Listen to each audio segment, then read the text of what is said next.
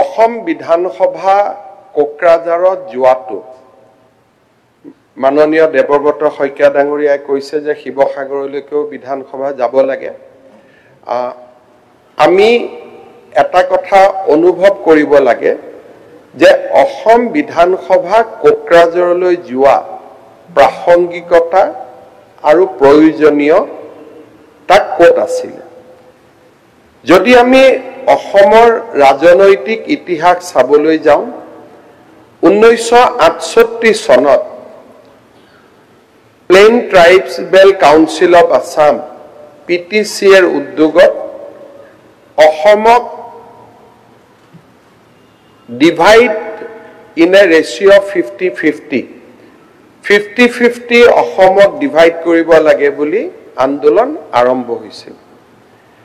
আৰু 1968 চনৰে পৰা অসমৰ জনজাতীয় লোকসকলৰ মাজত বিশেষকৈ বড়ো সমাজৰ মাজত অসমৰ মূল খুঁটিৰ পৰা আঁতৰলৈ গৈ এটা নিজস্ব জাতি গঠনৰ প্ৰক্ৰিয়া আৰ্থ সামাজিক তেওঁলোকৰ বিকাশৰ বাবে ভাষাৰ বিকাশৰ বাবে আৰু অসমৰ পৰা আঁতৰি গৈ এখন সুকীয়া ৰাজ্য নিৰ্মাণৰ আন্দোলন বা প্ৰৱণতা স্পষ্টকৈ দেখা পোৱা গৈছিল। 1985 চনত বডোফা উপেন্দ্ৰনাথ ব্ৰহ্মৰ বিশেষকৈ অসম আন্দোলনৰ সমান্তৰালকৈ আৰু অসম গণ পৰিষদ দলৰ চৰকাৰ গঠন হোৱাৰ পৰৱৰ্তী সময়ত বড়োলেণ্ডত অসমক বিভক্ত কৰি বড়োলেণ্ড নামে এখন সুকীয়া ৰাজ্য গঠনৰ দাবীত পূৰ্ণ সংগ্ৰাম চলিছিল। সংগ্ৰাম স্বাভাৱিকতে অহিংস আছিল, কিন্তু অহিংস সংগ্ৰামৰ সমান্তৰালভাৱে এক হিংসাত্মক শক্তিয়েও গা কৰি উঠিছিলে। কেইবা হাজাৰ লোক আমাৰ মাজৰ পৰা আঁতৰি গৈছিলে। তেওঁলোকৰ দাবী আছিলে যে অসমক বিভক্ত কৰিব লাগে আৰু এখন সুকীয়া ৰাজ্যৰ নিৰ্মাণ হ'ব লাগে। কোকৰাঝাৰত মই কৈছিলোঁ যে অসমৰ মুখ্যমন্ত্ৰী হিতেশ্বৰ শইকীয়া অসমৰ মুখ্যমন্ত্ৰী হোৱাৰে পৰা অসমৰ ৰাজনৈতিক গতিবিধি সন্মুখৰ পৰা আমি দেখিছোঁ, কিন্তু তাৰ আগৰে পৰা অসমৰ কোনো এজন মুখ্যমন্ত্ৰীয়ে সহজভাৱে 1968 চনৰ পিছত কোকৰাঝাৰলৈ যাব পৰা নাছিল। অন্ততঃ হিতেশ্বৰ শইকীয়া দিনৰ পৰা যদি আমি আৰম্ভ কৰোঁ আৰু একেবাৰে শেষলৈকে সৰ্বানন্দ সোণোৱাল ডাঙৰীয়ালৈকে এই দীঘলীয়া পৰিক্ৰমাটোত অসমৰ কোনো এজন মুখ্যমন্ত্ৰীয়ে কোকৰাঝাৰত কোনো এটা সাংস্কৃতিক অনুষ্ঠান, কোনো এখন নৱাগত আদৰণি সভা, কোনো এখন সামাজিক সভাত যোগদান কৰাৰ ৰেকৰ্ড আমাৰ সমসাময়িক অসমৰ বুৰঞ্জীত নাই। 2019 চনত যেতিয়া বড়োলেণ্ডৰ একৰ্ড হৈছিলে, তাৰ আগতো দুখন BTC আৰু BSC ৰেকৰ্ড হৈছিলে, কিন্তু বড়োলেণ্ড একৰ্ডৰ সময়ত NDFB আপছু প্ৰথমবাৰৰ বাবে তেওঁলোকে উল্লেখ কৰিছিলে যে আমাক স্বশাসন দিয়ক, স্বায়ত্ত শাসন দিয়ক, কিন্তু আমি এখন ইউনাইটেড অসমত থাকিম। ফাৰ্ষ্ট টাইমৰ কাৰণে এই কথাটো লিখা হৈছিলে যে উইদাউট ডিষ্টাৰ্বিং দ্য জিঅ'গ্ৰাফিকেল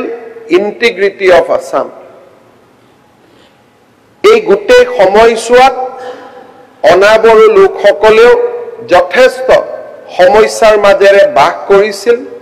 কংগ্ৰেছৰ শাসনকালত চেয়াৰমেন আলী ডাঙৰীয়াই আজি ভাষণ দিছে, মই কংগ্ৰেছত আছো নাছে তেখেত মই নাজানো, কিন্তু কংগ্ৰেছৰ শাসনকালতে সংখ্যালঘু লোকসকলৰ আটাইতকৈ যদি নিৰ্মমভাৱে হত্যা কৰা হৈছিল বড়োলেণ্ডত, সেয়া কংগ্ৰেছৰ শাসনকালত আছিল সংখ্যালঘু লোকসকলৰ বৈধ ভূমিলৈ ৰূপান্তৰ হৈছিল অধ্যক্ষ মহোদয় কোকৰাঝাৰত নিৰ্মম ঘটনাৰ পিছত ধুবুৰীৰ যেতিয়া সংখ্যালঘু লোকসকল কেম্পত আছিল মই এটা মাহ তেওঁলোকৰ লগত একেলগে আছিল ওদালগুৰিত যেতিয়া সংখ্যালঘু লোকসকলৰ ওপৰত গুলি বৰ্ষণ কৰা হৈছিল মই স্পটত মোৰ সিকিউৰিটিৰ সৈতে থিয় দি সংখ্যালঘু লোকসকলৰ গাত গুলি নপৰক তাৰ ব্যৱস্থা কৰাৰ বাবে মই প্ৰচেষ্টা কৰিছিল এই সদনৰ পৰা বহি বহুত কথা ক'ব পাৰি কিন্তু যেতিয়া স্পষ্টভাৱে সমাজ দুটা ভাগত বিভক্ত হৈ যায় আৰু সেই সময়ত সাহসেৰে গৈ সংখ্যালঘুৰ হৈ থিয় দিয়া সাহস সেইজন মানুহৰে থাকিব পাৰে যিজন মানুহ সনাতন হিন্দু সংস্কৃতিত ডাঙৰ হৈছে বাকি কোনেও নোৱাৰে মই কলো নহয় মই ভোট লাগে আপোনালোকক এতিয়া কাৰো ভোট নালাগে এবাৰ আহিছে 26 আহিছে আপোনাৰ কথা বদলিছে এই ভোট খেলিব আপোনাৰ কথা বদলিলে 26 আহি গ'ল আপুনি অলপ আগতে কৈছিলে বোলে আপুনি শুনি লওক আৰু এই গোটেইখিনি ভোট আপোনাৰ নামত দি দিছো মই আজিও কৈছো যে বিজেপিয়ে কাৰো পৰা ভোট আশা নকৰে আপুনি যে কংগ্ৰেছৰ মন্ত্ৰীটো আপুনিও আছিলে আছিলো আটাইতকৈ শক্তিশালী মন্ত্ৰী এজন আছিলে আছিলো আপোনাৰ দিনত মানুহ মৰিছিলে এতিয়া আপুনি তাৰমানে আপোনালোকে ইনডাইৰেক্টলি শক্তিশালী বুলি মই এটা কথা বুজি নাপাওঁ কংগ্ৰেছৰ সদস্যসকলে অখিল গগৈ ভাল কৰিব যায় নে বেয়া কৰিব যায় মোক শক্তিশালী বুলি কৈ তৰুণ গগৈক দুৰ্বলী কৰি দিয়ে আপোনালোকে আজি মোৰ মন্ত্ৰীসভাত কোনোবা শক্তিশালী মন্ত্ৰী আছে নেকি যেতিয়া আপোনালোকে কয় এৱে চলাইছিল এৱে কৰিছিল তৰুণ গগৈৰ ব্যক্তিত্বক আপোনালোকে বাৰে বাৰে কিয় অপমান কৰে মৃত মানুহ এজনক নাপায় নহয় তেনেকুৱা কৰিব ভালকে দেখি আপোনালোকে আপুনি এনেকে মই এইটো এটা প্ৰৱণতা দেখিছো যে মৃত্যুৰ পিছতো অখিল গগৈ তৰুণ গগৈ কিমান সমালোচনা কৰে এইবিলাক একেবাৰে আপুনি আকৌ পলিটিচাইজ নকৰিব আপুনি একদম উল্টা কথা আচ্ছা আপুনি এটা কওক এজন আজি যদি এই মন্ত্ৰীসভাত কয় ৰনোজ পেগু মুখ্যমন্ত্ৰীতকৈ শক্তিশালী তাৰমানে মোক অপমান কৰা হ'ল নে নাই আপুনি কিন্তু ভাল কামকেইটাৰ ক্ৰেডিটকেইটা চব লয় 108টো আপুনি আনিলে বুলি কয় মিনিষ্টাৰ কাৰণে লওঁ প্লিজ আপুনি 108টো আপুনি আনিলে বুলি কয় আৰু কেন্দ্ৰীয় চৰকাৰৰ বস্তু আছিলে ৰিপ্লাইটো খুলি লগাই নাই পিছত আপোনাৰ ৰেকৰ্ড ৰিপ্লাইটো খুলি লওক এনএছএনটো আপোনাৰ আপোনাৰ লগত মই টু মেমে কৰিব খোজা নাই কিন্তু ৰেকৰ্ডত কৈছো 108 সম্পূৰ্ণ ষ্টেট গভৰ্ণমেণ্টৰ স্কিম আছিলে যেতিয়া আমি আনিছিলো ৰেকৰ্ডত কৈছো কালি মোৰ ওপৰত প্ৰিভিলেজ মোচন লৈ আহক যদি মই ভুল কৈছো গতিকে আপুনি যিখিনি আপোনাৰ মই দেখিছো যে বয়স যিমানে হৈ গৈছে আপুনি সৰু ল'ৰা টাইপ হৈ গৈছে আপুনি এটা মনত কেতিয়া ভাবিছন 126 জনৰ কোনেও এনেকে উঠা পুঠা নকৰে আপুনি কৰি থাকে আৰু সাধাৰণ দুই এজন মানে ভাবে যে আপুনি বহুত এক্টিভ এমএলএ কিন্তু আসলতে যে আপোনাৰ একোৱে নাই ইউ হ্যাভ নাথিং আপুনি যদি ইন্টেলেকচুয়ালি চাব যে একো যায় আপুনি খালি ভুল তথ্যবিলাক দি থাকে ইটো হিটো এতিয়া কৈ দিলে এনএক্সএম সেন্ট্রাল গভৰ্নমেন্টৰ হৰি 108 was a state government scheme give credit to Tarun Gogoi তো আপুনি টেটৰ শিক্ষক it was a state government আপুনি মনত কৰকচোন টেটত যেতিয়া শিক্ষক নিযুক্তি হৈছিল আপুনি লৰাবিলাকক কি কৈছিল এই তত 9 মাহৰ চাকৰি সব শেষ হৈ যাব কৈছিল নে নাই কওকচোন আপুনি যিমান এতিয়া হে কন্টেক্সুয়াল হিচাপে এতিয়া কন্টেক্সুয়াল হৈ আছে আপুনি কৰিব পৰা নাই এটো আপোনাৰ দিনত স্কুল কমিছে স্কুল বহা নাই চৰকাৰী স্কুল আপোনাৰ ঘৰত প্ৰাইভেট স্কুল হৈ গৈছে আপোনাৰ ঘৰৰ মানুহে প্ৰাইভেট স্কুল খুলিছে প্লিজ যেতিয়া কোনে একো কৰিব নোৱাৰে যেতিয়া এজন মতা মানুহ খুব দুৰ্বল হয় তেতিয়া তেওঁ মাইকী মানুহক আক্ৰমণ কৰিব আৰম্ভ কৰে আপোনাৰ মই যদি কয় আপোনাৰ পৰিবাৰে বিবৰা কয় কেনেকে চাকৰি পাইছিল মইতো আজিলৈকে কোৱা নাই গতিকে ক'ব লাগে এইটো সময়ত আপুনিও চ্যালেঞ্জ ঠিক আছে এই দিনাখন ইণ্টাৰভিউত মই আপোনাক আগত কওঁ আপোনাৰ পৰিবাৰতকৈ চোকা ছোৱালীক পিছ পেলাই থৈ চাকৰি দিয়া হৈছিল পেপাৰত ওলাইছিল ৰেকৰ্ড আছে মই আজি চ্যালেঞ্জ ইজ একচেপ্টেড আন্দোলনকাৰী চেণ্ডেল পিন্ধা আন্দোলনকাৰী মানুহ এজনে যেতিয়া চানমাৰিত মাটি কিনে সেই প্ৰশ্নৰ উত্তৰ কোনে দিব বিপ্লৱ আপোনাৰ শ্ৰীমতীয়ে বেছি দৰমহা পায় কৈ আছো আপোনাতকে মোৰ শ্ৰীমতীয়ে বেছি দৰমহা পায় পলিটিক্সৰ যিমান সময়টো অসমত হৈছে অসমত কোনো মানুহে হোৱা নাই আপুনি যিমানে মোক গালি পাৰিব শুনক অখিল গগৈ ডাঙৰীয়া এইটো ভগৱানে বিচাৰ কৰিব বিপ্লৱ শৰ্মা কমিটিত মোৰ নাম নাই আপোনাৰ নাম আছে মাননীয় অধ্যক্ষ মহোদয় মই লিষ্টখন আপুনি এপিএছচি লিষ্টখন আপুনি দিয়ে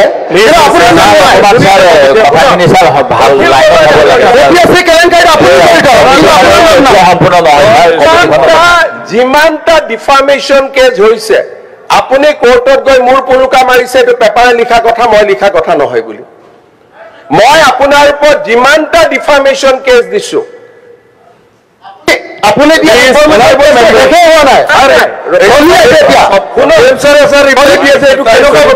মাননীয় অধ্যক্ষ মহোদয় এক মিনিট অধ্যক্ষ মহোদয় আপোনাৰ ওপৰত মই যিমানটা ডিফামেশ্যন কেছ দিছো আপোনাৰ উকিলে গৈ কোৰ্টত কৈ এইকেইটা মই কোৱা নাই বুলি অন ৰেকৰ্ডৰ পৰা কৈছো হাউচ কমিটি এখন গঠন কৰি দিয়ক কমিটিখনে পৰীক্ষা কৰি লওক মই ক'লো আপোনাৰ সাহসে নাই কোৰ্টত গৈ কথা কোৱা আপুনি সাহসে ডকুমেণ্টখিনি দি দিয়ক কোৰ্টত মই কৈছিলো কি ডকুমেণ্টখিনি কোৰ্টত দি দিয়ক মই কোৰ্টত মই কি ক'ব আপুনি ইয়াত আলোচনাই কৰিব নোৱাৰে আপুনি লেজিছলেটৰ মাননীয় মহোদয় যোৱাকালি মই এটা কথা কৈছো হাউচখনক আপুনি যদি পৰিচালনা কৰিব লাগে এই এজন মানুহৰ লগত যদি মই এনেকে কথা পাতি থাকিব লাগে বাকি হাউচৰ কি অধিকাৰ নাই নেকি বাকি মেম্বাৰ্ছৰ অধিকাৰ নাই নেকি ইমান নিজকিয় ডিগ্ৰেড কৰে এটাতো লেভেলত থাকক মুখ্যমন্ত্ৰী এজনে কথা ক'লে মইতো আৰু আপুনি পাতি দিয়া নাই অসমৰ মানুহে মোক মুখ্যমন্ত্ৰী পাতিছে আজিও আপুনি যিমান শিৱসাগৰ জিকে জালুকবাৰীত মই তাতকৈ বহুত হাজাৰ ভোটত জিকি আহোঁ গতিকে এটা মানুহৰতো ৰেছপেক্ট এটা সৌজন্য এটা মিনিমাম বয়স বাঢ়িছে ইউ আৰ বিকামিং ফাদাৰ এটাতো নিজৰ ল'ৰা ছোৱালীও চাই নাথাকে জানো আপোনাক এটা নিজক বচাওকচোন you have been given enough time এনেকুৱা নকৰিব অসমৰ মৰ্যাদা এটা আছে ল'ৰা ছোৱালী আপোনাৰ পৰিবাৰ ঘৰত গৈ আপোনাকে কয় নহয় যে এইবোৰ কিয় কৰা বুলি নকৰিব ভাই মই আপোনাক ৰিকুৱেষ্ট কৰিছো you take half an hour time extra যি মনত আছে মোৰ পৰা আপোনাৰ লগত মোৰ কোনো যুঁজ নাই কোনো স্বাৰ্থ নাই ইউ টেক 1 hour ফ্ৰম মি আমি শুনি থাকিম আপুনি যি ক'ব খোজে যোনে কথা কয় কালি জয়ন্ত মল্ল বৰুৱাই কথা কৈছে পিএইচসি তেওঁ পিএইচসি ডিপাৰ্টমেণ্টটো তেওঁ জন্মস্বত্বে লৈ আহিছে নেকি আজি মন্ত্ৰী আছে পিএইচসিৰ কালি নাই সেইটো গালি তেওঁ কিয় খাব গোটেইটো অসমীয়া ইঞ্জিনিয়াৰবিলাকে কাম কৰে পিএইচসি ডিপাৰ্টমেণ্টত তাৰ মাজত 10 জন ভাল ইঞ্জিনিয়াৰ আছে গুণে টকা পইচা নাখায় তো এনেকে জেনেৰেলাইজ কৰি কৈ থাকিলে সকলোৰে মনবিলাক ভাঙি যায় নহয় মই আপোনাক ৰিকুৱেষ্ট কৰিছো যে প্ৰধানমন্ত্ৰীয়ে সংসদত কথা ক'লে কোনেও কথা নকয় আৰু আপুনি কওঁতে মই সবক হাত দিছো যে উত্তৰ নিদিব তেওঁ ক'ব দিয়ক ল'ৰা ছোৱালীৰ ওচৰত কিছুমান থৈ যাওকচোন যে we conducted very well Pramod Gogoi ইয়াত আছিলে আপুনি যিটো সমষ্টিৰ পৰা প্ৰতিনিধিত্ব কৰিছে তাৰ এমএলএ আছিলে Pramod Gogoi how he conducted house কিছুমান এনে বহি থকা মানে ভাবিব পাৰে অখিল গগৈ বহুত ডাঙৰ কৰি দিলে but history will not be kind to you history will be kind to you those who has give good speech recorded speech কাৰোবাৰ ঘৈণীয়েক টৈণীয়েকৰ কথা কয় নেকি ইউ এৰেষ্ট হাৰ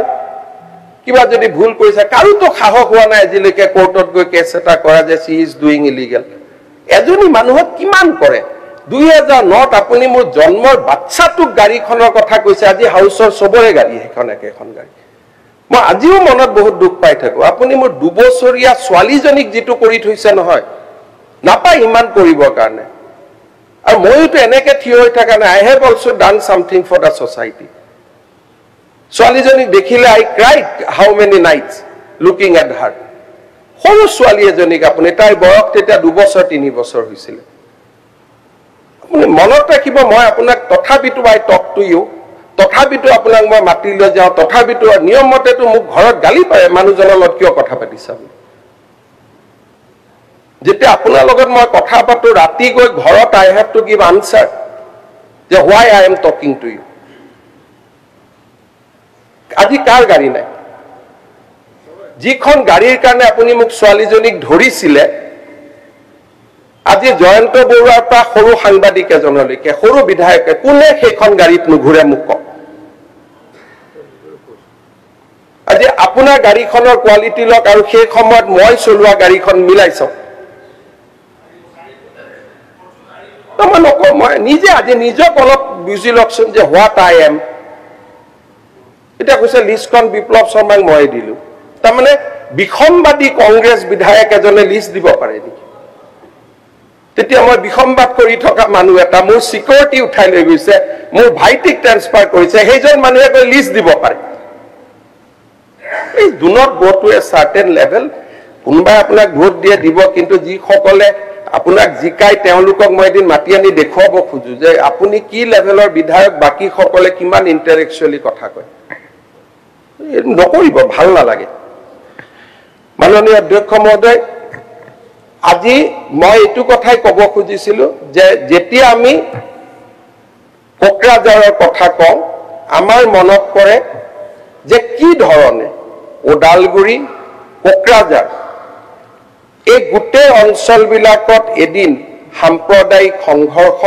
এই গোটেইবিলাকে এটা সমগ্ৰ অসমৰ কাৰণে এটা চিন্তা আৰু উদ্বেগৰ কাৰণ কৰি তুলিছে। মই সিদিনাখনো কোকৰাঝাৰত কৈছো যে বড়ো নেতৃত্বক আমি উদাৰভাৱে ধন্যবাদ জনাব লাগিব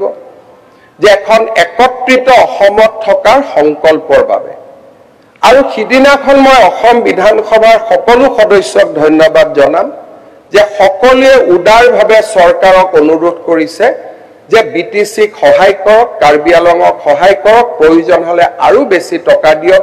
অধিক ক্ষমতা দিয়ক, তেওঁলোকে যাতে স্বায়ত্ত শাসনৰ প্ৰকৃত যিটো সোৱাদ বা প্ৰকৃত অধিকাৰ তেওঁলোকে পাব পাৰে। অসম বিধানসভা কিহৰ প্ৰতীক? আজি ইয়াত আমি হিন্দু আছো, মুছলমান আছো, জনজাতি, অজনজাতি, গোটেই অসমখনৰ প্ৰতীক হৈছে অসম বিধানসভা, একত্ৰিত অসম। সিদিনাখন কোকৰাঝাৰত আপোনালোকৰ উপস্থিতিয়ে একত্ৰিত অসম যে আৰু অন্তত 50 বছৰলৈ অসমক বিভক্ত কৰাৰ বাবে কোনো আন্দোলন নহয়। কোনেও আৰু নকয় যে মোৰ অসমখনক ভাঙি দুটুকুৰা কৰক, মোক অধিকাৰ দিয়ক। যিখন অসমৰ কল্পনাৰে আমি সকলোৱে ৰাজনীতিলৈ আহিছিলো, এখন একত্ৰিত বিকশিত অসম আমি আমাৰ ভৱিষ্যত প্ৰজন্মৰ বাবে থৈ যাম, সেইখন অসমৰ সপোন কোকৰাঝাৰত অসম বিধানসভাৰ অধিৱেশনে পুনৰ এবাৰ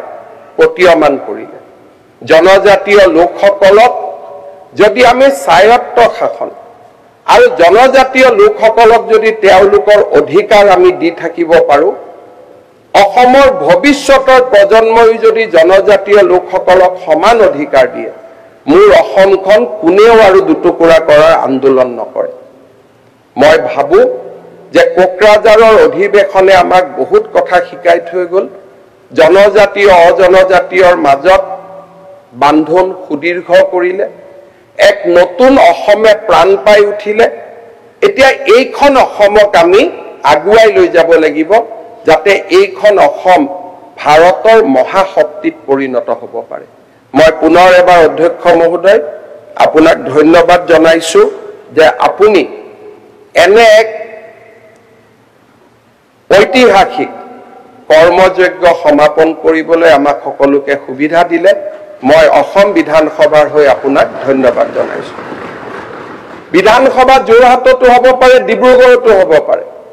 but it will not carry that message কাৰণ তাত দ্বিখণ্ডিত অসমৰ আন্দোলন হোৱা নাছিল য'ত সমস্যা আছিল তাত আমি গৈ সমাধান কৰাৰ চেষ্টা কৰিলো আৰু আমি সকলোৱে এক আশাৰে কলো যে বিটিচিক আৰু অধিকাৰ দিয়ক কাৰ্বি আলঙক অধিকাৰ দিয়ক ডিমা হাছাক অধিকাৰ দিয়ক আৰু আপোনালোকৰ প্ৰত্যেকটো speech has included in the official domain official records ভৱিষ্যতে যেতিয়া কোনোবাই বড়োলেণ্ডৰ সম্পৰ্কত কথা ক'ব আমি সকলোৱে ক'ব পাৰিম যে বিধায়কসকলে কিন্তু সদায় আমি বড়োলেণ্ডক শাসন আৰু দিয়াৰ সপক্ষে আমি কৈছিলো আমি কেতিয়াও তাৰ বিৰোধিতা কৰা নাছিল সো একত্ৰিত অসমৰ সোণোৱালী সপোন আজি অসমৰ মই মুখ্যমন্ত্ৰী হৈ থকাৰ কালত এনে এক ঐতিহাসিক পৰিঘটনা সংগঠিত হ'ল অসমৰ মুখ্যমন্ত্ৰী হিচাপে মই ভাবো সেই দিনটো আছিল মোৰ জীৱনৰ আটাইতকৈ সফলতম দিন তাৰ আগতে মই কোকৰাঝাৰতো কৈছিলো আমি বহুতে কোকৰাঝাৰত যোৱাই নাছিলো বহুত দিন ধৰি মানসিকভাৱে আমি চাপত আছিলো আজি সকলোৱে দেখা পালে যে কি ধৰণে কোকৰাঝাৰবাসী ৰাইজে আমাক আদৰি ল'লে অধ্যক্ষ মহোদয়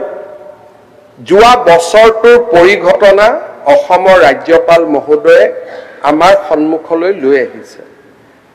মই নাজানো যে এটা জীৱনকালত মানুহে কিমান আশা কৰিব পাৰে অখিল গগৈ ডাঙৰীয়া দেৱব্ৰত শইকীয়া ডাঙৰীয়া সকলো এনে এক ঐতিহাসিক স্থানৰ পৰা আহিছে যি স্থানত অসমৰ 600 বছৰৰ সোণোৱালী ইতিহাস ৰচনা হৈছিল আহোম স্বৰ্গদেউসকলে এখন একত্ৰিত অসমৰ সোণোৱালী অসমৰ কল্পনাৰে আমাৰ সমাজখনক আগুৱাই লৈ যাবলৈ প্ৰচেষ্টা কৰিছিল চৰাইদেউ মৈদামৰ স্বীকৃতি সকলো কথাতে মোদী ডাঙৰীয়াক আমি বহু ধৰণে তেওঁৰ ৰাজনীতিক আমি বিভিন্ন ধৰণে আমি কথা ক'ব পাৰো চৰাইদেউ মৈদামৰ যেতিয়া তেওঁৰ ওচৰলৈ ফাইল গৈছিল these are all records anybody can call those file তেওঁৰ ওচৰলৈকে গৈছিল বাৰাণসীৰ পাৰ্শ্বনাথ মন্দিৰ আৰু শিৱসাগৰৰ চৰাইদেউ মৈদাম কেশৱ মহন্ত ডাঙৰীয়াই ভাল কৰি জানে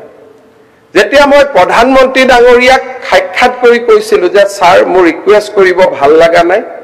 কাৰণ এটা বাৰাণসীৰ আৰু এটা অসমৰ প্ৰধানমন্ত্ৰী ডাঙৰীয়াই মোক কৈছিলে যে মই অসমৰটো পঠাই দিম ইমান ডাঙৰ যে নিজৰ সমষ্টিৰ এটা স্মৃতি আৰু অসমৰ চৰাইদেউ জিলাৰ এটা স্মৃতি এটা মাত্ৰ নমিনেশ্যন যাব পাৰে ইউনেস্কোত দুটা নমিনেশ্যন এখন দেশৰ পৰা দুটা নমিনেশ্যন যাব নোৱাৰে মোৰ আগত অসমত বহু কেইজন মুখ্যমন্ত্ৰী আছিল বহু কেইজন শক্তিশালী ৰাজনেতা আছিল আৰু 1947 চনৰ পৰা চৰাইদেউ মৈদাম আজি 300-400 বছৰৰ পুৰণা ইতিহাস কল্পনাও কৰিব পৰা নাছিল কিন্তু যোৱা বছৰটো অসমৰ বাবে এক যুগমীয়া বৰ্ষ আছিল য'ত আমি চৰাইদেউ মৈদামক বিশ্ব ঐতিহ্যলৈকে আগবঢ়াই লৈ যাব পাৰিম আজি আমি খুদিছো অসমৰ বিকাশ ক'ত মই নাজানো বিকাশৰ পৰিভাষা কি যদি বিকাশৰ পৰিভাষা চৰাইদেউ মৈদাম নহয় তেলে আন কি পৰিভাষাক আমি যদি বিকাশৰ পৰিভাষা লাচিত নহয় আন কোন পৰিভাষাৰ কথা আমি ক'ব বিচাৰো আজি চৰাইদেউ মৈদামৰ স্বীকৃতি আমাৰ জাতি সত্তালৈ এক ভাবিব নোৱাৰা কৃতিত্ব কঢ়িয়াই আনিলে তাৰ ইমিডিয়েট ৰিজাল্ট কি নিউয়ৰ্ক টাইমছৰ দৰে বাতৰি কাকতে অসম বিধানসভাত ডিমত থাকিব পাৰে কিন্তু নিউয়ৰ্ক টাইমছৰ দৰে বাতৰি কাকতে কৈছে যে এইবাৰ পৃথিৱীত 52খন জায়গা যদি যাব খোজে তাৰ চতুৰ্থখন জায়গাই হৈছে অসম কেতিয়াবা আমি ৰাজনীতিৰ চশমা পিন্ধি থাকো আমি দেখা নাপাওঁ কিন্তু আজি চৰাইদেউ মৈদামৰ ঐতিহাসিক স্বীকৃতি আমাৰ সকলোলৈ অসম মাতৃলৈ এক অভিনৱ কৃতিত্ব কঢ়িয়াই আনিলে অসমৰ ৰাজ্যপাল মহোদয়ে তেওঁৰ ভাষণত এই বিষয়ে উল্লেখ কৰিছে আমি তেখেতক ধন্যবাদ দিছো অধ্যক্ষ মহোদয় আমাৰ অসমৰ ইতিহাস এক জৰ্জৰিত ইতিহাস আজি সন্মানীয় বিধায়ক অখিল গগৈ ডাঙৰীয়াই পাৰ কেপিটা ইনকামৰ কথা কৈছে তেখেতে কংগ্ৰেছক সমালোচনা কৰিছে মোৰ একো আপত্তি নাই কাৰণ ৩টা বছৰে ৭২টা বছৰৰ ইতিহাস মুচিব নোৱাৰে মই ৭৫ বছৰৰ মুখ্যমন্ত্ৰী নহয় মই ৩ বছৰৰ মুখ্যমন্ত্ৰী আজি যদি পাৰ কেপিটাত অসম পিছ পৰি আছে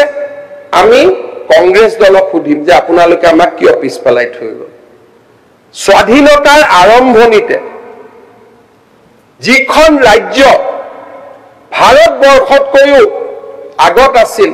সেই ৰাজ্যখনৰ ওপৰত বাৰে বাৰে অসমীয়াৰ ওপৰত আক্ৰমণ কোনে চলালে ক্ষত বিক্ষত কোনে কৰিল সেই ক্ষত বিক্ষত কৰাৰ আজি মলম কোনে দিব এখনে অসম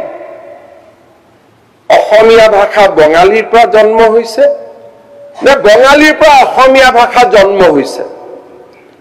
এক বিতৰ্কই অসমৰ ভিতৰতে বৰাকক ব্ৰহ্মপুত্ৰৰ পৰা আঁতৰাই লৈ গ'ল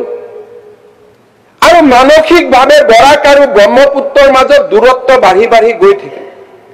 মিছবাহুল ইছলাম লস্কৰ ডাঙৰীয়াই ৰাস্তাৰ দূৰত্বৰ কথা কৈছে ৰাস্তা দি কলৈকে আহিব এইখন ব্ৰহ্মপুত্ৰলৈ আহিব য'ত বৰাকৰ ৰাইজৰ সন্মান নাই আৰু মই ব্ৰহ্মপুত্ৰ ৰাইজ এইখনে বৰাকলৈকে যাম য'ত ব্ৰহ্মপুত্ৰ ৰাইজৰ সন্মান নাই ক'ব খুজিছো আজিও মাতৃভাষাৰ দাবীত বৰাক উপত্যকাত হৈ যোৱা প্ৰতিটো আন্দোলনে অসমৰ ৰাজ্য ভাষাৰ দাবীৰ প্ৰতিটো আন্দোলনে বৰাক আৰু ব্ৰহ্মপুত্ৰৰ মাজত একেবাৰে সম্পৰ্কৰ তাঁৰডাল ভাঙি পেলাইছিলে ছিঙি পেলাইছিলে আজিও সেই তাঁৰডাল আমি লাহে লাহে জোৰা লগাব চেষ্টা কৰিছো প্ৰধানমন্ত্ৰী নৰেন্দ্ৰ মোদী ডাঙৰীয়াই সিদ্ধান্ত ল'লে যে অসমীয়া ভাষাও ১৫০০ বছৰৰ পুৰণি আৰু বঙালী ভাষাও ১৫০০ বছৰৰ পুৰণি অসমীয়াৰ পৰা বঙালী হৈছে বঙালীৰ পৰা অসমীয়া হৈছে that debate is over এই ডিবেট বিলাক যদি নাথাকিলেহেঁতেন পাৰ কেপিটাত আমি বহুত আগত থাকিলোহেঁতেন পাৰ কেপিটা মানে ইনকাম টেক্সৰ হিচাপ নহয় তাৰো মই ফিলচফি কম আজি বৰাক আৰু ব্ৰহ্মপুত্ৰৰ মাজত প্ৰথমবাৰৰ বাবে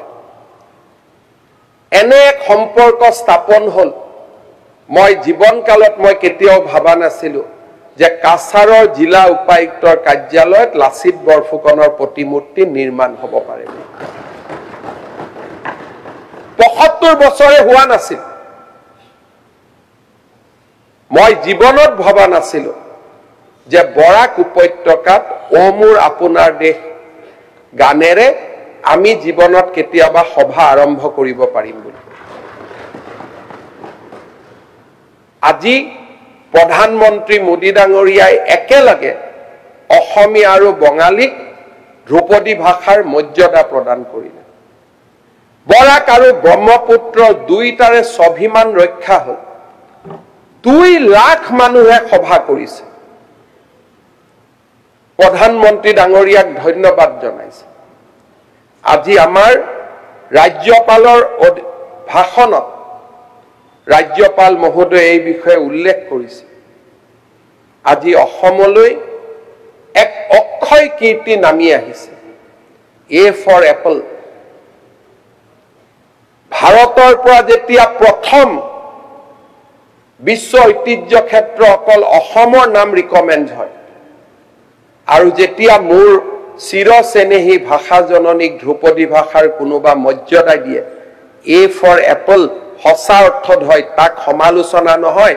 আজি আমাৰ সদনৰ দায়িত্ব প্ৰধানমন্ত্ৰী মোদী ডাঙৰীয়াক প্ৰশংসাৰে উপচাই দিয়ে মোৰ জননীক যোনে সন্মান দিয়ে, মোৰ ভাষা জননীক যোনে সন্মান দিয়ে, মোৰ কীৰ্তি মোৰ ঐতিহ্যক যোনে সন্মান দিয়ে, তাৰ আগতো জৱাহৰলাল নেহৰুৰ পৰা ইন্দিৰা গান্ধীৰ পৰা নৰসিমহা ৰাওলৈকে অসমৰ পৰা প্ৰতিনিধিত্ব কৰা সংসদো ভাৰতৰ প্ৰধানমন্ত্ৰী হৈছে। ধ্ৰুপদী ভাষাৰ দাবী আজি নহয়, চৰাইদেউ মৈদামৰ কথা আজি মানুহে কোৱা নাই। যোৱা বছৰটোত আমি দুটাকৈ মাইলৰ স্তম্ভ আমি অতিক্ৰম কৰিব পাৰিছিলো, যি সম্ভৱ নাছিলে, যি আমি প্ৰথমবাৰৰ বাবে ইয়াক আমি কৰিব পাৰিছিলো। মাননীয় অধ্যক্ষ মহোদয়, মনোৰঞ্জন তালুকদাৰ ডাঙৰীয়াই প্ৰশ্ন কৰিছে এডভান্টেজ ওৱানৰ পৰা কি পালো। চাব আমাৰ সাহস আছে নে নাই। আটাইতকৈ ডাঙৰ কথা, মই উদ্যোগ মন্ত্ৰী বিমল বৰা ডাঙৰীয়াক অনুৰোধ কৰিম, মনোৰঞ্জন তালুকদাৰ ডাঙৰীয়াক নুমলীগড় শোধানাগাৰলৈকে এদিন লৈ যাব। আমি দেখা পাব লাগিব কি হৈছে।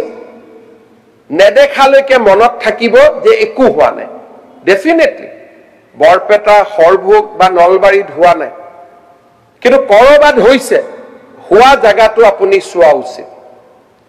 কিয় মই কৈছো, এডভান্টেজ ওৱানৰ সময়তে আমি স্বাক্ষৰ কৰিছিলো যে নুমলীগড়ক 9 মিলিয়ন মেট্ৰিক টনৰ শোধানাগাৰলৈ আমি আগবঢ়াই লৈ যাম। তেল ক'ত? 3 মিলিয়ন মেট্ৰিক টন শোধানাগাৰত তেল দিবৰ কাৰণে আমাৰ তেল নাছিলে। মোদী ডাঙৰীয়াই সিদ্ধান্ত ললে, এডভান্টেজ ওৱানত স্বাক্ষৰ হল যে পাৰাদ্বীপৰ পৰা পেট্ৰল কঢ়িয়াই অনা পাইপলাইন হ'ব, আৰু সেই পাইপলাইনেৰে নুমলীগড় ৰিফাইনেৰীক 3 মিলিয়ন মেট্ৰিক টনৰ পৰা 9 মিলিয়ন মেট্ৰিক টনলৈ ৰূপান্তৰ হ'ব। এতিয়া যিসকলে চাব খোজে পাইপলাইনডালো দেখা পাব 10,000 কোটি টকাৰ, আৰু ৰিফাইনেৰীও দেখা পাব 15,000 কোটি টকা। ইয়াৰ পিছত এডভান্টেজ ওৱানতে চহী কৰা ইন্দ্ৰধনু গেছ গ্ৰিড, গেছ পাইপলাইন নুমলীগড়লৈকে অহাও আমি দেখা পাম।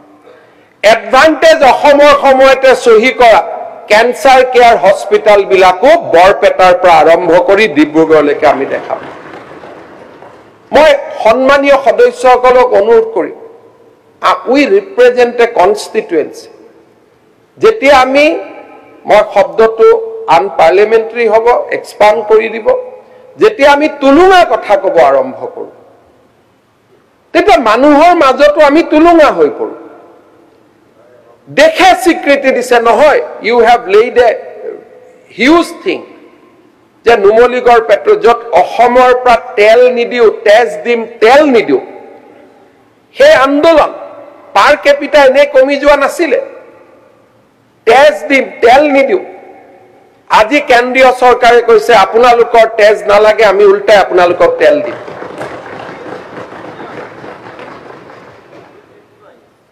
এডভান্টেজ ওৱানে আমাক এটা পটভূমি ৰচনা কৰি দিলে। Gas grid, refinery, cancer care hospital, fourth pipeline, তেল পাইপলাইন। গতিকে আজিৰ পৰা অন্তত সদনত কোনেও নকলে মই ভাল পাম যে এডভান্টেজ ওৱানৰ পৰা আমি কি পালো। These are solid things we have got. Numaligarh refinery, gas pipeline, petrol, crude pipelines, cancer care hospitals. গতিকে সদনত যদি কাৰোবাৰ মনত সন্দেহ আছিলে যে আমি একো পোৱা নাছিলো, আজিৰ পৰা অসমৰ মুখ্যমন্ত্ৰীৰ দায়িত্বশীল চকীখনৰ পৰা মই আপোনালোকক লিষ্ট কৰিছো, these are the 4 major achievements we have.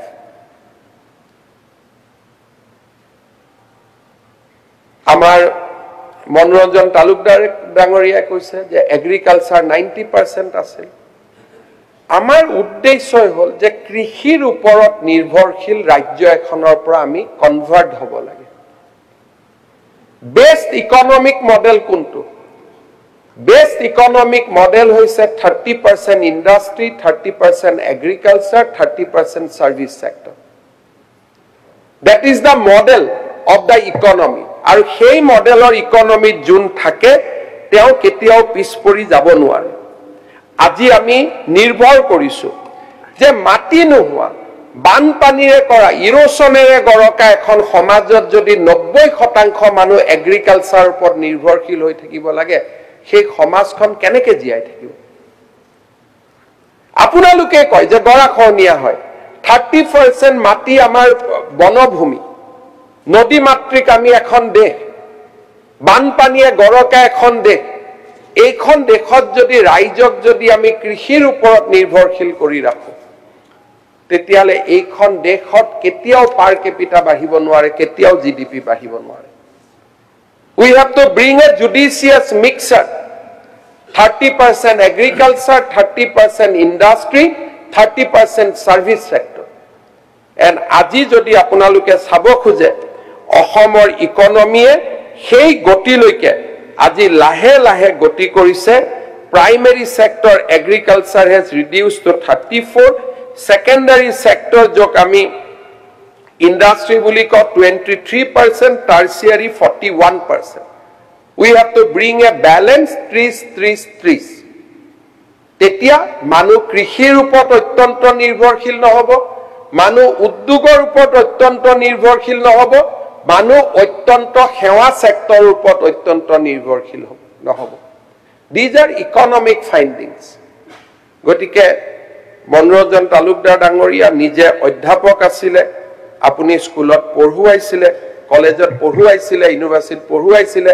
মই ভাবো যে the fundamentals of economics আমি সকলোৱে জানিব লাগে অধ্যক্ষ মহোদয় এখন ৰাজ্যৰ মানুহজনৰ ওপৰত নিৰ্ভৰ কৰে যে মানুহজনৰ মানসিকতা কেনে এখন ৰাজ্যৰ বেয়া বিলাক আমি কম নে এখন ৰাজ্যৰ ভাল বিলাক আমি কম যেতিয়া কোনোবাই ছোৱালী এজনী চাব গৈ কাৰোবাক বিয়া যে মই এজনী ছোৱালীক চাব খুজিছো আৰু ছোৱালীজনীৰ বেয়া বিলাক লিষ্ট কৰি পেলাই কম যে আপোনাৰ ছোৱালীজনীটো এইবিলাক তাক দেখুতে এনেকুৱা লাগিল this is one mentality of the people আৰু এটা মেন্টালিটি থাকে যে আপোনাৰ ছোৱালীজনী বৰ ভাল বৰ শুৱলা বৰ ধুনিয়া কিন্তু মোৰে লৰাটো ইমান ভাল নহয় আপোনাৰ ছোৱালীজু ইমান যোগ্য তাইক মোৰ লৰাটো বিয়া তাই উপযুক্ত নহয় মোৰ লৰাটোৰ কাৰণে বিয়া হোৱা গতিকে এখন বিয়া আমি নাপাম it is the mentality of the person যে কেনেকে আপুনি নিজক ৰিফ্লেক্ট কৰিব আপোনাৰ অন্তৰখন কিমান ধুনিয়া কিমান ফলা নিৰ্ভৰ কৰিব যে অসম মাতৃৰ আপুনি ভাল কথাবিলাক ক'বনে অসম মাতৃৰ নিগেটিভ কথাবিলাক ক'ব who doesn't know যে maternal mortality অসমত আটাইতকৈ বেছি কোনে নাজানে কিন্তু এইটো 21 চনৰ পিছত হোৱা কথা নহয় these statistics are there from 1980 1980 চনৰ পৰা maternal mortality আমি সৰ্বনিম্ন আৰু তাৰো আগৰ পৰা আপুনি আমাক একিউজ কৰিব পাৰে যদি কিবা আমি অসমক অৱনতি লৈকে লৈ গৈছো যদি মোৰ দিনত এটাও ইন্ডিকেটৰ কম হৈছে ইউ ক্যান একিউজ মি কিন্তু আজিৰ সদনত বহি বিমলা প্ৰসাদ চলিহা হৰত সিংহ গোলাপ বৰবৰা সমালোচনা কৰাৰ কিবা যুক্তি আছে জানো ইন্ডিকেটৰ ফল কাৰ দিনত কৰিছিল ইন্ডিকেটৰ ফল হিমন্ত বিশ্ব শৰ্মাৰ দিনত কৰা নাই 2008 চনত যেতিয়া মই স্বাস্থ্য মন্ত্ৰী আছিলো maternal mortality was 480 today it has come down to 160 তামানে কিমান মানুহৰ জীৱন ৰক্ষা হল ইয়াৰ ভিতৰ infant mortality has come down from 58% to 40% so বিকাশৰ গতিটোক চাব লাগিব আৰু আমি পিছত এই কাৰণে থাকিব লাগিব আমি আগবাঢ়ি গৈছো বুলি বেলেগ ৰাজ্য এখনেটো নিজৰ শক্তিটো কম কৰি নিদিয়ে যে আমি অসমে আগবাঢ়িব গতিকে বিহাৰে কাম কৰাটো বন্ধ কৰি নিদিয়ে বেংগলে কাম কৰাটো বন্ধ কৰি নিদিয়ে ইনক্ৰিমেন্টাল গেইন আমি যিমান কৰিম তেওঁলোকেও সিমানে গেইন কৰিব কিন্তু আমি ক'ত আছো তাতকৈ ডাঙৰ কথা 2008 চনৰ পৰা নিৰন্তৰভাৱে কমি কমি আজি আমি আহি ক'ত থিয় হৈছো কোভিডৰ সময়ত অসমৰ হেলথ সকলোৱে ভূয়সী প্ৰশংসা কৰিলে আজি আমি কৈছো যে নহয় পাৰ কেপিটা ইনকামৰ কথা কোৱা হৈছে চৰকাৰে জিডিপি বঢ়াব পাৰে পাৰ কেপিটা চৰকাৰে কমাব নোৱাৰে পাৰ কেপিটা চৰকাৰে বঢ়াব নোৱাৰে সেইবাবে মই বাৰে বাৰে কৈ থাকো জনসংখ্যা কমাব এখন ঘৰত যদি 9টা ল'ৰা জন্ম হয় পাৰ কেপিটা কমি গৈয়ে থাকে সেইকাৰণে মই কওঁ চাইল্ড মেৰেজ হ'ব নালাগে per capita is not a economic indicator this is a indicator of both social and economic যদি উপাৰ্জন বাঢ়ে লগত বাচ্চাও বাঢ়ে পাৰ কেপিটা কমি থাকিব যদি উপাৰ্জনো বাঢ়িব লাগিব বাচ্চাও কমিব লাগিব তেতিয়া পাৰ কেপিটা বাঢ়িব মই ভাবো যে শিশু চাইল্ড মেৰেজৰ এগেইনষ্টত যোৱা 3টা বছৰ যি আমি পদক্ষেপ লৈছো আফটাৰ 10 ইয়াৰ্স খুসাংক এবছৰত নবদলে শক্তিশালী অসমৰ আজি আমি ভেটি নিৰ্মাণ কৰিছো আজি আমি মুখ্যমন্ত্ৰীৰ উদ্যমিতা দিছো কৈছো 3টাতকৈ বেছি বাচ্চা হলে আমি নিদিও কিয় মই মানুহৰ ওচৰত এটা মেছেজ দিব কৈছো যে পপুলেশন কন্ট্ৰোল কৰ কোনো ভোটৰ কাৰণে কাৰো ভাল কথা কোৱাৰ স্বভাৱে মোৰ নাই মই লগে লগে কৈছো যে অসমৰ মুছলমান বিশেষকৈ ইমিগ্ৰেন্টস যিখিনি সংখ্যালঘু লোক তেওঁলোকে জনসাধাৰণৰ নিয়ন্ত্ৰণ কৰিবই লাগিব যদি অসমৰ খনুৱালী ভৱিষ্যত তেওঁলোকে বিচাৰে যদি পপুলেশন নকমে পাৰ কেপিটা কমিব নোৱাৰে বাঢ়িব নোৱাৰে পপুলেশন কমিব লাগিব দিস ইজ এ ইণ্ডিকেটৰ পাৰ কেপিটা মানে কি জনমুৰি গতিকে জনটো যদি বাঢ়ি বাঢ়ি গৈ থাকে মুৰিটোতো কমি কমি গৈ থাকিব গতিকে এই কথাবিলাক সদনত কেতিয়াবা যদি আলোচনা হয় যথেষ্ট ভাল কথা তেতিয়া সদনৰ সদস্যসকলে বুজিব যে মই কিয় পপুলেশন কন্ট্ৰোলৰ কথা কৈ থাকো ইয়াত ভোটৰ কথা নাই ইয়াত মোৰ ভৱিষ্যত খনুৱালী অসম এখনৰ স্বপ্ন লুকাই আছে যোনে বুজি নাপায় পাৰ কেপিটা কমি গল পাৰ কেপিটা বাঢ়ি গল আমাৰ বিজেপি দিনত একো কমা নাই নাথিং হেজ কাম ডাউন যদি কেতিয়াবা বিচাৰে মই লিষ্ট কৰি দিম সৰু এটা উদাহৰণ দিছো হিউম্যান ক্যাপিটালত সাস্টেইনেবল যেতিয়া আমাৰ ডেভেলপমেন্ট গোল আছিল তেতিয়া অসমৰ ৰ্যাঙ্ক আছিল 2018 চনত 28 নম্বৰ আজি আপুনি কৈছে আপুনি এবাৰো নকলে যে হিমন্ত বিশ্ব শৰ্মাৰ দিনত it has come up to 23rd 3 বছৰত 5খন ৰাজ্যক বিট কৰা from a silver state we become front ranking state প্ৰতিটো পল প্ৰতিটো খন যোৱা 3.5টা বছৰত আমি অসমৰ কাৰণে কাম কৰিছো আজি কৈছে ৰাজহুৱা শিক্ষানুষ্ঠান কমি গৈছে কোনোবাক মই ৰমেশ মেগু ডাঙৰীয়াক অনুৰোধ কৰিম মই শিক্ষামন্ত্ৰী হোৱাৰ আগত ৰাজহুৱা শিক্ষানুষ্ঠান কিমান আছিল আৰু আজি কিমান আছিল 2009-10 for all the time আপোনালোকে মনত ক্লিয়াৰ কৰিল হিমন্ত বিশ্ব শৰ্মা শিক্ষামন্ত্ৰী হোৱাৰ আগত অসমত গভৰ্নমেন্ট ইনষ্টিটিউট আছিল 38,000 today government institute is 44,000 it has increased these are hard statistics 2009 চনত আজি মুখ দিয়া যেটো প্ৰশ্ন উত্তৰ আপুনি এবাৰ চাইৰলে ভাল পাম মই কলো নাই মই যিখিনি কৈ আছো I am liable to privilege motion Ranoj Pegu ডাঙৰীয়াক মই কৈছো যে উত্তৰ বিলাক কাৰণ তেখেতে বিজেপি তুলনা কৰি আছে 2009 মই শিক্ষামন্ত্ৰী হোৱাৰ সময় কথাটো মইহে ক'ব পাৰি তেওঁক আপুনি প্ৰশ্ন কৰিছে বিজেপি চৰকাৰত হয় যেতিয়া একেটা কেম্পাছতে দুখন স্কুল থাকিব তাক এমালগেমেট কৰি দিয়াটো বেয়া কথা নেকি We do not need that much of school. মই মানৱীয়তাৰ খাতিৰত বাৰে বাৰে মোৰ এছেম্বলিত স্পিচ চাব 2011 চনত মই ইয়াত স্পিচ দিছো 12ত স্পিচ দিছো 13ত স্পিচ দিছো যে আমাক স্কুল নালাগে আমি 28,000 revenue village we need 28,000 good school number আমাক নালাগে we don't need numbers we need good school আজি আপোনালোকে নিজেও জানে আপোনালোকৰ সমষ্টিত ৰেভিনিউ ভিলেজ কেইখন আছে 28,000 ৰেভিনিউ ভিলেজ আছে 3,000 ফৰেষ্ট ভিলেজ আছে so you should have 32,000 good school আজিও আপোনাৰ হাতত স্কুল আছে 39,000 তাৰ ফলত কি হৈছে আমাৰ ৰেভিনিউ নাই আমি টকা আনিব নোৱাৰো শিক্ষক নিযুক্তি কৰিব নোৱাৰো কৈছে শিক্ষক নাই ভেৰি কথা শিক্ষক নাই 1 লাখ শিক্ষক মই আজিয়ে চাকৰি দিলো টকাটো দৰমহাটো কৰপা দিম where from money will come so consolidation যিসকল ইয়াত ইকনমিক্সৰ ষ্টুডেন্ট আছে তেওঁলোকে জানিব পাব্লিক এডমিনিষ্ট্ৰেশ্যনৰ ডাঙৰ গুণটো হল কনসলিডেট ইউৰ গেইন কনসলিডেশ্যন চাৰিখন যদি স্কুল একেলগে আছে club it to one school গভৰ্ণমেণ্টৰ যদি assistant director deputy director joint director চাৰিটা অফিচ একেলগে আছে club it in one office and release the additional lands for some productive purposes that is called consolidation মই ৰনোজ মেগু ডাঙৰীয়াক অনুৰোধ কৰিম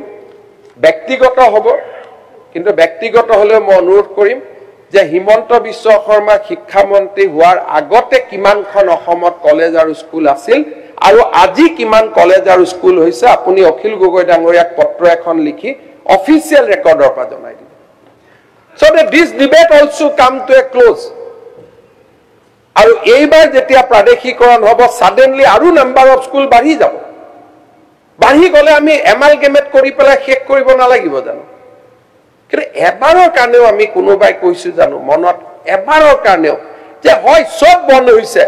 কিন্তু ৰনোজ পেগু এটা ভাল কাম কৰিছে অন্তত চাহ বাগিচাত 200খন হাই স্কুল পাতিছে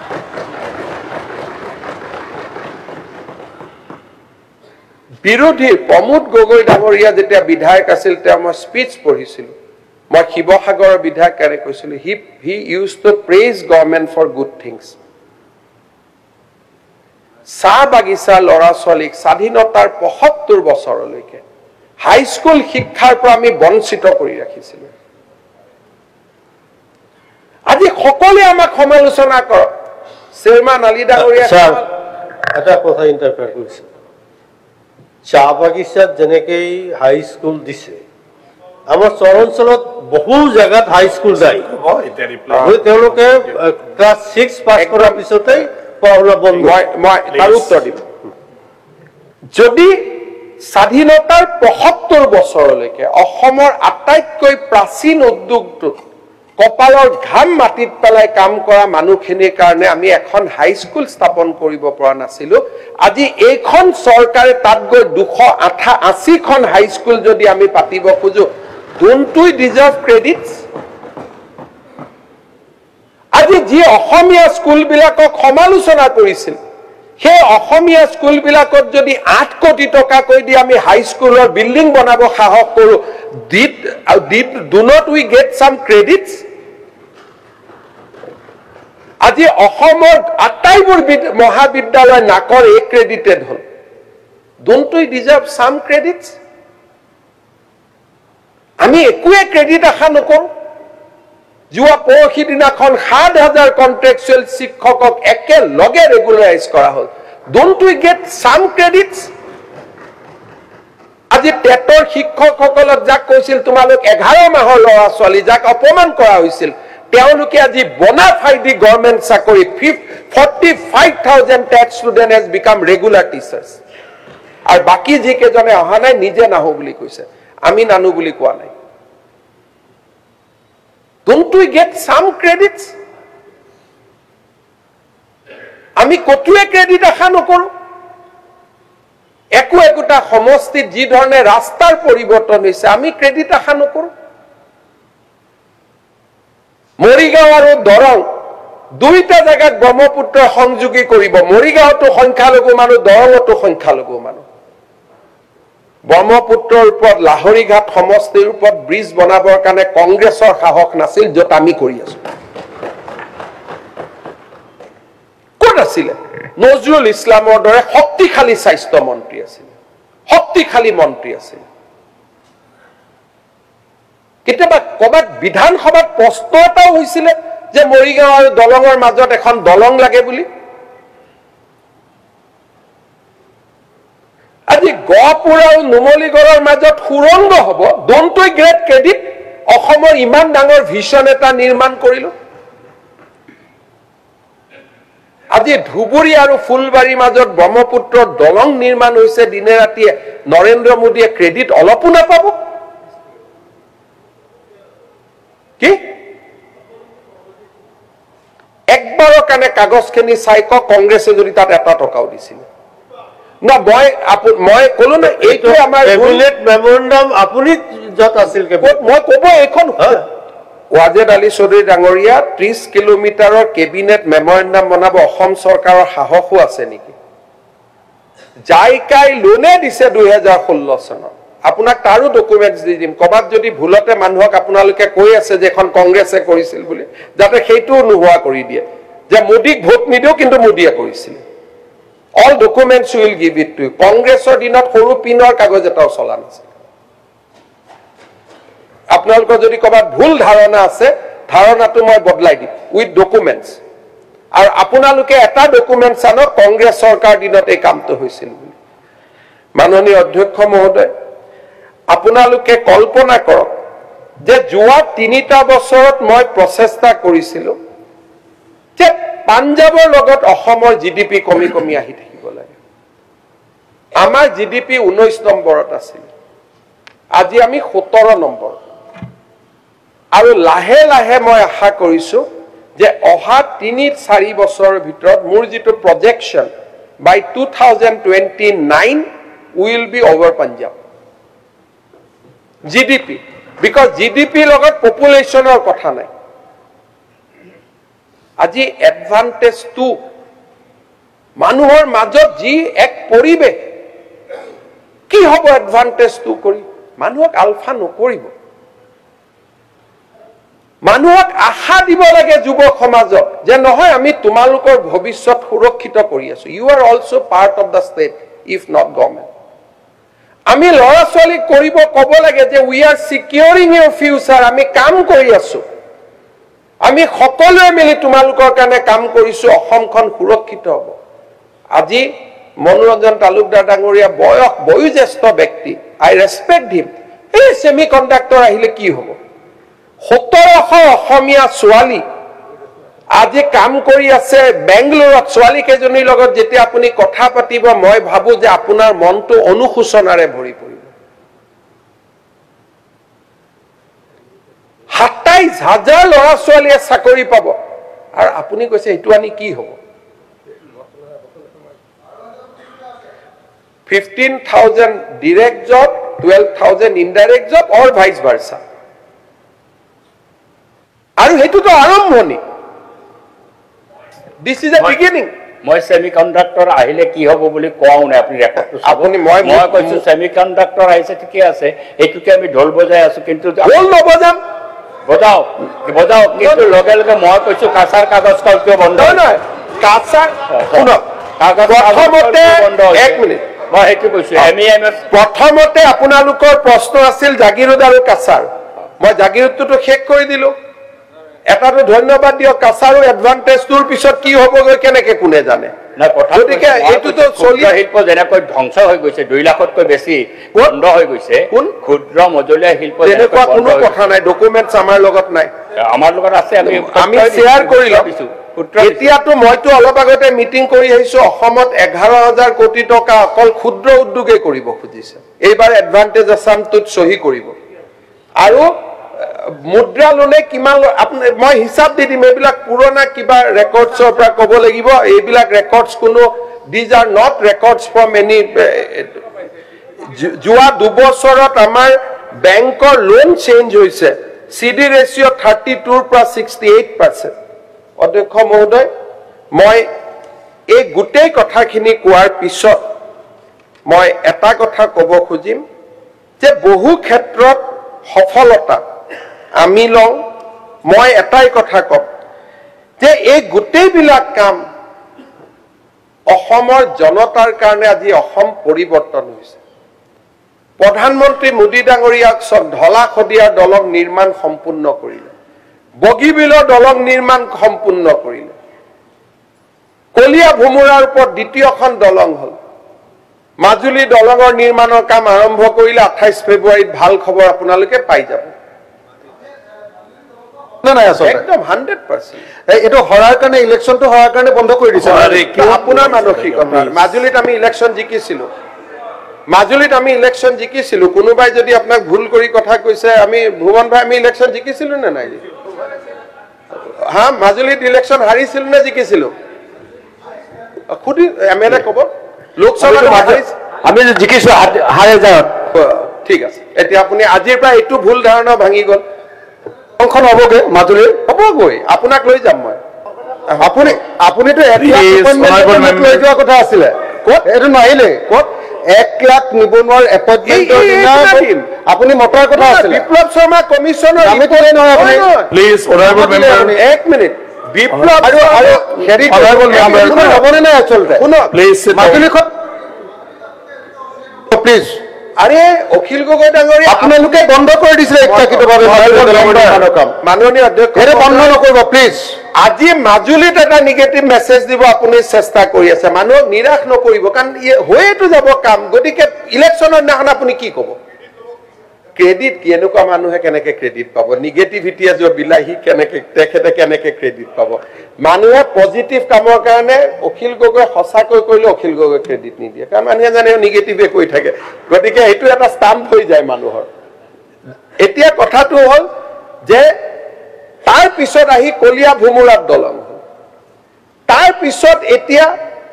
নৱদলেক নীতিন গাডকাৰী ডাঙৰীয়াই চিঠি দিছে যে টেকেলি ফুটা দিচাং মুখতো দলঙৰ কথা আৰম্ভ হৈছে তাৰ পৰা আৰম্ভ হ'ল নুমলীগড় গোলাঘাটৰ মাজত সুৰংগ কলিয়া ভুমুৰাৰ মাজত দুখন নগাঁও মৰিগাঁৱৰ ওপৰত দলং নাৰেংগী কুৰুৱাৰ ওপৰত দলং গুৱাহাটী উত্তৰ গুৱাহাটীৰ ওপৰত দলং পলাশবাৰী শুৱালকুছিৰ ওপৰত দলং ফুলবাৰী ধুবুৰীৰ ওপৰত দলং মই কৈ আছো এই যে গোটেই ঘটনা চক্ৰ যোৱা 3.5 বছৰত এই গোটেই ঘটনা চক্ৰৰ আৰৰ মহানায়ক কোন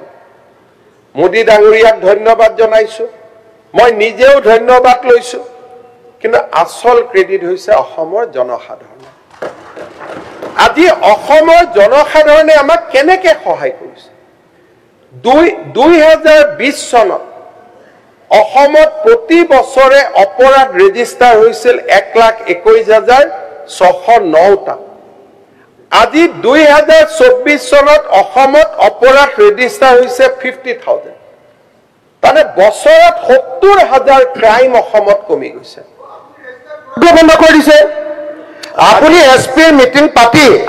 অসমত যাতে কেছ ৰেজিষ্টাৰ নহয় তাৰ কাৰণে আপুনি নিজে অৰ্ডাৰ দিছে অনাৰেবল মেম্বাৰ বিজেপি বহি মাননীয়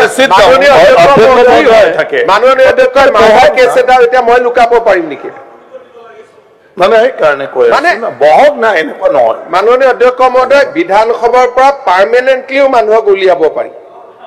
125 জন মানুহক দিগদাৰ কৰি থকাৰোতো এটা পানিছমেণ্ট হ'ব লাগিব এজন মানুহে 125টা সমষ্টিক ডিষ্টাৰ্ব কৰিব নেকি গতিকে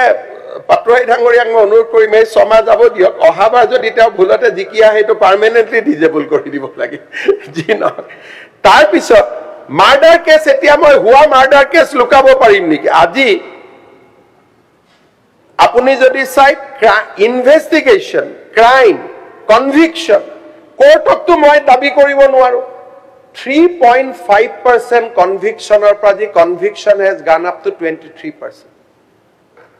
আজি তাকো কত যে এইটো আমি ময়ে মানা কৰি থৈছো জুডিচিয়াৰী ইয়াৰ পিছত আজি আমাৰ অসমত এই গোটেই ক্ৰাইম ফিগাৰ বিলাক কমি যোৱাৰ পিছত যোৱাকালি অষ্ট্ৰেলিয়ান হাই কমিশনাৰ এডভাইজাৰী দিছে যে 4খন জিলাৰ বাদে য'ত ডিষ্টাৰ্ব এৰিয়া এক্ট আছে বাকি সকলোতে টুৰিষ্ট যাব পাৰে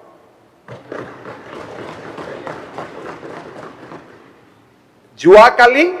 অষ্ট্ৰেলিয়া চৰকাৰে কৈছে যে য'ত য'ত ডিষ্টাৰ্ব এৰিয়া এক্ট নাই 4খন জিলা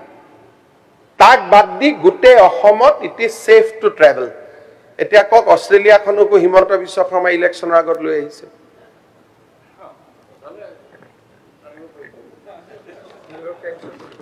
মাননীয় অধ্যক্ষ মহোদয় অন্তত সদনে জানিব অষ্ট্ৰেলিয়ান হাই কমিশনাৰ মই কন্ট্ৰোল কৰিব নোৱাৰো, নিউয়ৰ্ক টাইমছ মই কন্ট্ৰোল কৰিব নোৱাৰো। যদি ইমানলৈকে যদি মই কন্ট্ৰোল কৰিব পাৰো তেতিয়ালে মোৰ লগত আৰু কাজিয়া পেচাল কৰা বাদ দি দিয়ক, জাষ্ট ফলো মি। যদি মই ইমান কন্ট্ৰোল কৰিব পাৰো তেতিয়ালে মোক ফলো কৰক। অধ্যক্ষ মহোদয়, যোৱা বছৰটোত অহা বছৰটোত আমি কেইটামান নতুন কাম কৰিব গৈ আছো, মই সদনক জনাব খোজো। প্ৰথম কথাটো হ'ল যে এখন সমাজৰ মূল স্তম্ভটো হৈছে বৌদ্ধিক। যিখন সমাজত বৌদ্ধিক জ্ঞান আৰু চৰ্চা নাথাকে সেইখন সমাজ কেতিয়াও আগুৱাই যাব নোৱাৰে। অহা বছৰটোত মই সদনৰ পৰা সহযোগিতা বিচাৰিম যে আমি ইয়েৰ অফ দ্য বুক, কিতাপৰ বৰ্ষ আমি পালন কৰিম। হেমকোষ অভিধান, চন্দ্ৰকান্ত অভিধান এইবিলাক আমি প্ৰিণ্ট কৰিম, সমাজৰ মানুহক আমি বিতৰণ কৰিম যাতে পুৰণা কিতাপ বুঢ়িয়াইৰ সাধু চৰকাৰে কৰিব। চৰকাৰী কৰ্মচাৰীক আমি অতিৰিক্তকৈ দৰমহাৰ লগত টকা পইচা দিম যাতে কিতাপ কিনিব পাৰে, আৰু বুক ফেয়াৰ পাতিবৰ কাৰণে আমি সহযোগিতা কৰিম। We want to create a society based on intellectual activity, আৰু ইয়াৰ বুকৰ প্ৰতি মই আপোনালোকৰ সহযোগিতা বিচাৰিছো। দ্বিতীয়তে দেৱব্ৰত শইকীয়া ডাঙৰীয়াই ধান সৰিয়হ কিনাৰ কথা তেওঁ আমি টাৰ্গেট ৰিচ কৰিব পৰা নাই বুলি কৈছে। অসমত টাৰ্গেট কিমান আছে আমি কোনেও নাজানো, কিন্তু 600 টকাৰ পৰা 2300 টকা দিয়াৰ পিছত আমি যিমান ধান পাব লাগে ডেফিনেটলি আমি সিমান ধান পোৱা নাই, কিন্তু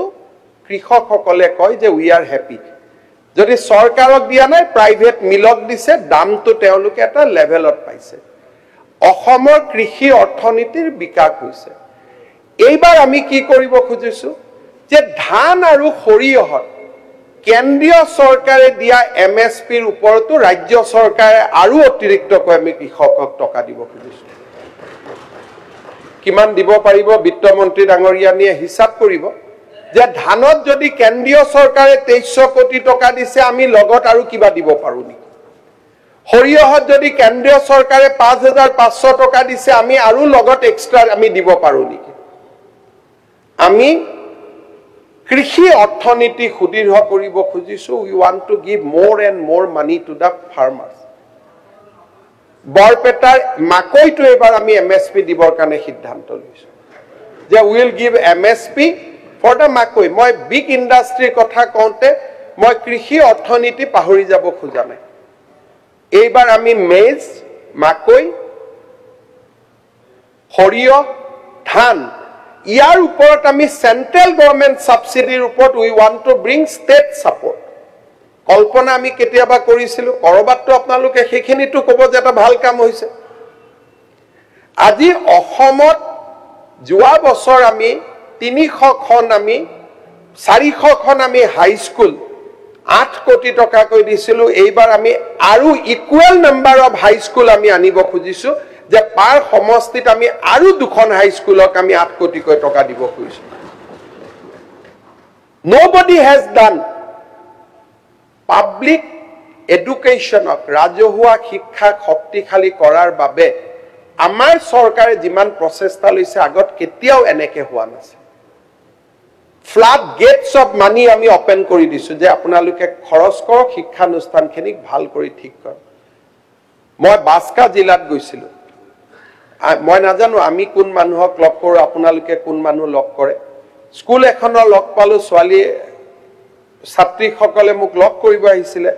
মই ছাত্ৰীগৰাকীক সুধিছিলো শিক্ষক আহেনে নাই, বোলে ছাৰ আজিকালি শিক্ষা ক্ষেত্ৰ হোৱাৰ পৰা সব ছাৰ আজিকালি স্কুলত আহে, আমি ভাল পাই আছো পঢ়ি শুনি। আজি ষ্টুডেণ্টৰ মাজত ইউফৰিয়া, কিন্তু ইকনমিক কণ্ডিশ্যন বাঢ়াৰ লগে লগে কোনোবা যদি ইংলিছ মিডিয়াম স্কুলত গৈছে that is a different thing. কিন্তু আমাৰ ডিক্লাইনৰ যিটো ট্ৰেণ্ড আছিলে উই হেভ এৰেষ্টেড ডেট। এতিয়া ল'ৰা ছোৱালী চৰকাৰী শিক্ষানুষ্ঠানলৈকে আহিছে, কিছুমান শিক্ষানুষ্ঠানত ৰাতি 2টাৰ পৰা ফৰ্ম লয়। শিৱসাগৰৰ এখন স্কুল আছে। আজি এইবাৰ বাজেটত আমি চেষ্টা কৰিব খুজিছো যে প্ৰথমবাৰৰ বাবে আমাৰ যি গোটেই মূল্য বৃদ্ধিৰ কথাটো য'ত আমি আনিব খোজো যে সমাজত মূল্য বৃদ্ধি হয় এইবাৰ আমি প্ৰথমবাৰৰ বাবে চেষ্টা কৰিছো যে ৰেচন কাৰ্ডত আমি দালি নিমখ চেনি বজাৰতকৈ অন্তত 20-25 টকা তলৰ দামত আমি দিব পাৰো বিত্তমন্ত্ৰী ডাঙৰীয়ানিক মই অনুৰোধ কৰিছো যে আপুনি এইবিলাক কথাত বাজেট বনাওতে ইউ এক্সামিন মহিলা উদ্যমিতা আঁচনি মানুহে মোক কৈ আছে 10,000 টকাটো প্ৰমিস কৰি আছে দিয়া নাই হিমন্ত বিশ্ব শৰ্মাই মুখত কথা যদি কয় তাৰ পৰিৱৰ্তন নহয় আমি 10,000 ৰাখিব খোজা নাই 27 লাখ মহিলাক এই বছৰ 10,000 অহা বছৰ 25,000 তাৰ পিছত আমি 50,000 লৈকে লৈ যাব খুজিছো যাতে আমি সঁচা অৰ্থত লাখপতি বাইদেউ আমি নিৰ্মাণ কৰিব পাৰো 1 এপ্ৰিলৰ পৰা বিহালীত কেতিয়া দিবগে এটো 1 পইচাটো এপ্ৰিলৰ পৰা বিহালীত আমি তাক আৰম্ভ কৰিম আপোনাৰ তাত দেৰি কৰি দিম 1 এপ্ৰিলত আমি বিহালীত আমি ইয়াক আৰম্ভ কৰিব খুজিছো আজি আপোনালোকক মই নিমন্ত্ৰণ কৰিছো যে 1 এপ্ৰিলৰ পৰা আমি বিহালীত আলোচনা কৰিম ইয়াক আৰম্ভ কৰিম আজি প্ৰথমবাৰৰ বাবে 3টা বছৰ এপিডিসিএলত কন্টিনিউয়াস প্ৰফিট হোৱাৰ পিছত এইবাৰ আমি 1 মেৰ পৰা বা 1 এপ্ৰিলৰ পৰা ইলেক্ট্ৰিচিটিৰ দাম অন্তত 1 টকা পৰৱৰ্তী সময়ত আৰু 50 পইচা আমি লাহে লাহে এটা কমোৱাৰ প্ৰক্ৰিয়া আৰম্ভ কৰিব খুজিছো ডিগ্ৰী পাস কৰা ষ্টুডেন্ট এজনে পৰীক্ষাত ইন্টাৰভিউ দিব লাগে পৰীক্ষাত দিব লাগে বিভিন্ন জায়গাত যাব লাগে দেউতা মাৰ পৰা টকা খুজিব নোৱাৰে অন্তত এবছৰৰ কাৰণে মই নিবনুৱা ভাত্তা বুলি কব খোজা নাই প্ৰেৰণাদায়ক ভাত্তা এটা দিব পাৰো নেকি তাৰো আমি চিন্তা চৰ্চা আৰম্ভ বৃদ্ধ পেঞ্চনটো 250 টকা হৈ আছে বৃদ্ধ পেঞ্চনে অন্তত 3,000 মান টকা কৰিব পাৰিলে ভাল আছে বৃদ্ধ পেঞ্চনটো অসমত বৃদ্ধ পেঞ্চন বিধৱা পেঞ্চনৰ মানুহসকলক আমি অৰুণোদয়লৈকে কনভাৰ্ট কৰি আছো বিধৱা পেঞ্চনৰ 3 লাখ মহিলাক আমি ইতিমধ্যে বিধৱা পেঞ্চনৰ পৰা কাটি অৰুণোদয় যোগ কৰি দিলো 1200 পাই গল তেওঁলোকৰ 1250 আৰু বাঢ়ি গৈ থাকিব সো গতিকে প্ৰথমবাৰৰ বাবে আমি এখন নতুন অসম নিৰ্মাণৰ কামত আগবাঢ়িছো ৰাজনৈতিক সমালোচনা যিয়ে নহওক কিয় অসমৰ শান্তিৰ পৰিবেশ অসমৰ প্ৰকৃত পৰিবেশ একোজন মন্ত্ৰীয়ে একোজন বিধায়কে যেনেকে 30 কোটি টকা পিডব্লিউৰ কাৰণে খুজে 20 কোটি খুজে অসম মালা খুজে হিয়ে প্ৰমাণ কৰে যে এইখন চৰকাৰৰ সক্ষমতাৰ ওপৰত আজি মানুহৰ কাৰো সন্দেহ নাই অসম মালাৰ ডাঙৰ ডাঙৰ ৰাস্তাবোৰ কেতিয়াবা ৰাজ্য চৰকাৰে বনাব পাৰিব বুলি কোনবাই কল্পনাও কৰিছিল নেকি আজি জলজলিৰ দৰে ব্ৰিজ আমাক খুজি আছে আগতে মানুহে কৈছিল বাহৰ ব্ৰিজ এখন বনাই দিও আজি সক্ষমতাৰ ওপৰত কাৰো সন্দেহ নাই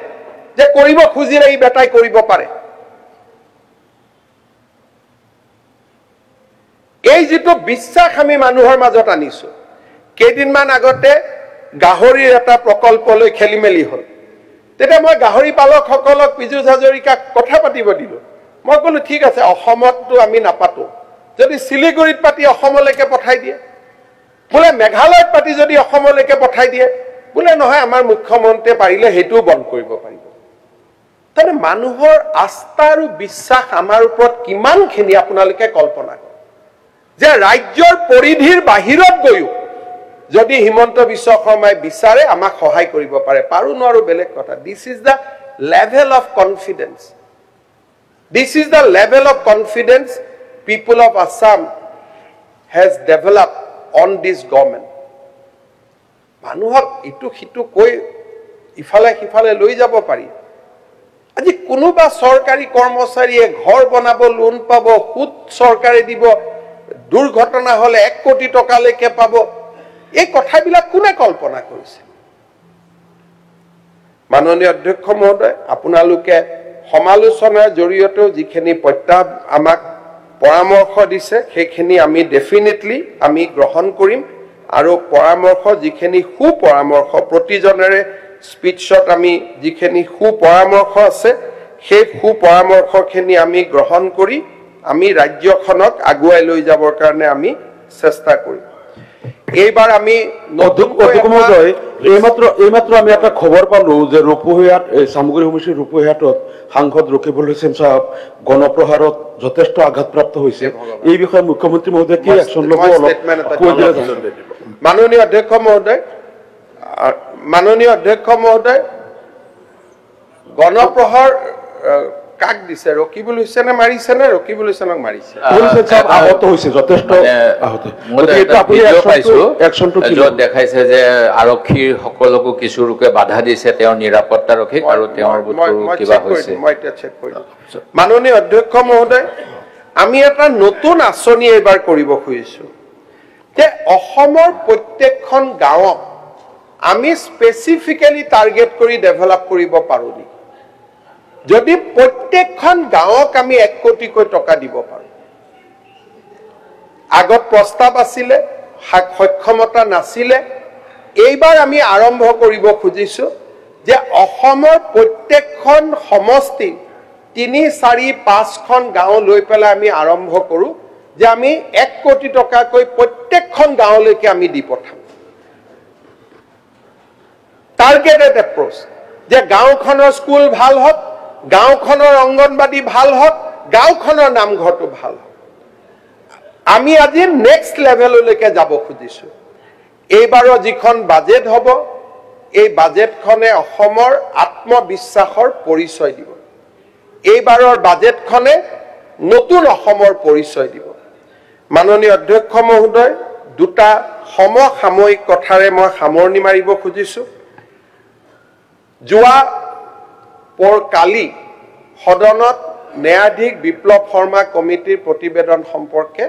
ইয়াত উল্লেখ হৈছিল ন্যায়াধীশ বিপ্লৱ শৰ্মা কমিটিৰ প্ৰতিবেদনখন মই আগতেও পঢ়িছিলো কাৰণ মোক দিছিলে গতিকে মই পঢ়িবই লাগিব আৰু সেই কাৰণে মই এই প্ৰতিবেদনখন সদনত আনিব খোজা নাছিলো আৰু মই বহুতবাৰ প্ৰচেষ্টাও কৰিছিলো যে বিপ্লৱ শৰ্মাৰ কমিটিৰ প্ৰতিবেদনখন সদনত নাহক 15টা বছৰ 14টা বছৰ তৰুণ গগৈ ডাঙৰীয়াৰ মন্ত্ৰীসভাত কাম কৰাৰ পিছত তেখেতৰ বিপক্ষে লিখি থকা প্ৰতিবেদন এখন মই সদনত অনাৰ বাবে মোৰ একেবাৰে আগ্ৰহ নাছিল কাৰণ জীৱনত আকৌ কৈছো সনাতন হিন্দু সংস্কৃতিৰ কাম কৰা বা এজন ফলোৱাৰ হিচাপে we know how to ৰেসপেক্ট the ৰিলেশনস মই চেষ্টাও কৰা নাছিলো কংগ্ৰেছৰ 2-এজন সদস্যক মই অনানুষ্ঠানিকভাৱে জনাইছিলো যে এই দাবীটো কৰি থাকিব নালাগে কাৰণ সকলোৱে জানে যে ৰাকেশ পালৰ নিযুক্তি কাৰ সময়ত হৈছে ইয়াতো জানিবই লাগিছিল যে বিপ্লৱ শৰ্মা কমিটিৰ প্ৰতিবেদন আহিলে তাত তৰুণ গগৈৰ ওপৰত কমেন্ট থাকিবই এটা বিপ্লৱ শৰ্মা কালি ভূপেন বৰা ডাঙৰীয়াই গালিগালাজ কৰিছে আৰে ডোন্ট শুট দা মেসেঞ্জাৰ ফাইলত তৰুণ গগৈ জল পটকৈ সহি আছে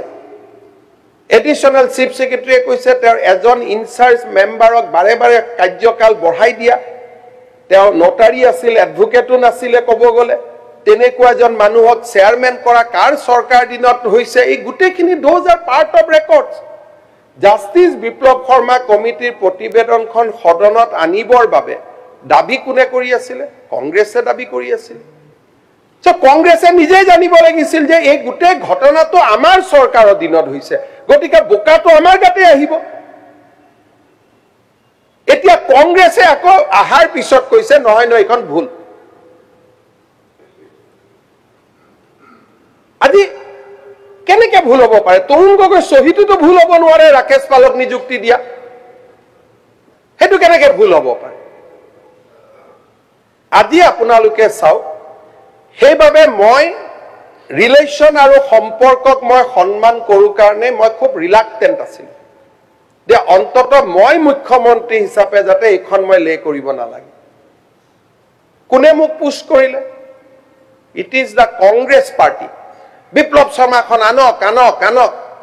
কোনোবাই হয়তো কৈ দিছিল কৰবাত আমিয়ে কবাত আছো নেকি জুনে অখিল গগৈ ডাঙৰীয়াৰ মনত আমাৰ প্ৰতি এটা ধাৰণা আছে মইতো আহ্বান জনাই যে 3 দিন মান মোৰ ঘৰত থাকক তেতিয়া বুজি পাব যে আমি কোন শ্ৰেণীৰ মানুহ হয় সেই শ্ৰেণীৰ মানুহ নহয় কোনোবাই ধাৰণা এটা হৈছে অপোজিট কেম্পত থাকিলে মানুহৰ ওপৰত মানুহৰ এটা ধাৰণাৰ সৃষ্টি হয় যদি মই সেইটো কামে কৰিলোহেঁতেন টেটত পুলিচত স্বচ্ছ নিযুক্তিৰ প্ৰক্ৰিয়া এটা মই আৰম্ভই নকৰিলোহেঁতেন সকলোৰ পৰা ৩ লাখ টকা ললোহেঁতেন আজি অসমৰ স্বচ্ছ নিযুক্তিৰ ইতিহাসৰ লগত অখিল গগৈ ভাল পাক বেয়া পাক হিমন্ত বিশ্ব শৰ্মা সদায় কাৰণে যুগমীয়া হৈ থাকি গ'ল you cannot erase that this is a permanent stamp যে অসমত যদি চাকৰি কলা বজাৰ শেষ কৰা যদি এজনে মুখ্যমন্ত্ৰী আছিলে হিমন্ত বিশ্ব শৰ্মা এইটো কোনেও মুচিব নোৱাৰে because this is backed by facts Biplab Sharma কমিটিৰ প্ৰতিবেদনৰ ওপৰত আলোচনা হ'ব আৰু সিদিনাখনে আমাৰ চৰকাৰৰ দিনত চাকৰি হোৱা 1,15,20,000 ল'ৰা ছোৱালীৰ নাম এড্ৰেছৰ কিতাপখনো আপোনালোকৰ আগত মই দি দিম কোনো সমস্যা নাই আৰু ৰেকৰ্ডছ আৰু আমি কালেক্ট কৰি আছো আৰু বাঢ়িব নম্বৰটো কিন্তু মই যেহেতু অখিল গগৈৰ মনত ধাৰণা সেইকাৰণে আমি সিদিনাখন লগে লগে দি দিম যাতে আমি পঢ়িব পাৰো এফালে ডাৰ্ক হিষ্ট্ৰী এফালে শাইনিং হিষ্ট্ৰী দুইটা যাতে একেলগে যাতে যিদিনাখন আমি বিপ্লৱ শৰ্মা কমিটি আলোচনা কৰিম এফালে 1,20,15,000 ল'ৰাৰ নাম থাকিব এফালে কংগ্ৰেছৰ কীৰ্তি ইতিহাস তাতে লিখা হৈ থাকিব এতিয়া অখিল গগৈ ডাঙৰীয়া কংগ্ৰেছৰ লগত এলায়েন্স আছে না মই নাজানো তেওঁ কি ক'লে যে বিয়াতটো বস্তু ল'বই পাৰি দিয়াজনৰ কি আপত্তি আছে হয় কোনো আপত্তি নাই 3 লাখ টকাৰ গহনা দিলে নামটো ক'ব খোজা নাই অসমৰ সাংসদ এজনে 3 লাখ টকা বিয়াত গহনা ল'লে এটা কংগ্ৰেছ দলে তেওঁ ভাল পায় নে বেয়া পায় মই নাজানো কংগ্ৰেছে কৈছে বিয়াতটো ল'বই পাৰে আৰে বিয়াত সবেই ল'ব পাৰি খালি লোৱাৰ পিছত ইনকাম টেক্সত জনাব লাগিব আমি লৈছো বুলি এটা হয় তেওঁ নাই লোৱা বুলি ক'ব লাগিব নহলে ল'লে ইনকাম টেক্সত দেখুৱাব লাগিব 2014 চনৰ মই ইনকাম মই ৰিটাৰ্ণখন দেখা পাইছো কিয় ইলেকশ্যন এফিডেভিট দিব লাগে 2014 চনৰ ইলেকশ্যন এফিডেভিটত এই সোণৰ অলংকাৰখিনি দেখুৱা নাই এটা অখিল গগৈ ডাঙৰীয়াই তেওঁ ভাল পাই কথাখিনি লৈ আহিলে নে বেয়া পাই লৈ আহিলে মই নাজানো কাৰণ মই বিপ্লৱ শৰ্মা কমিটিৰ প্ৰতিবেদন অহাৰ পিছত গৌৰৱ গগৈ নামে মই সবকে হাত দি দিছিলো যে এইবোৰ নকবি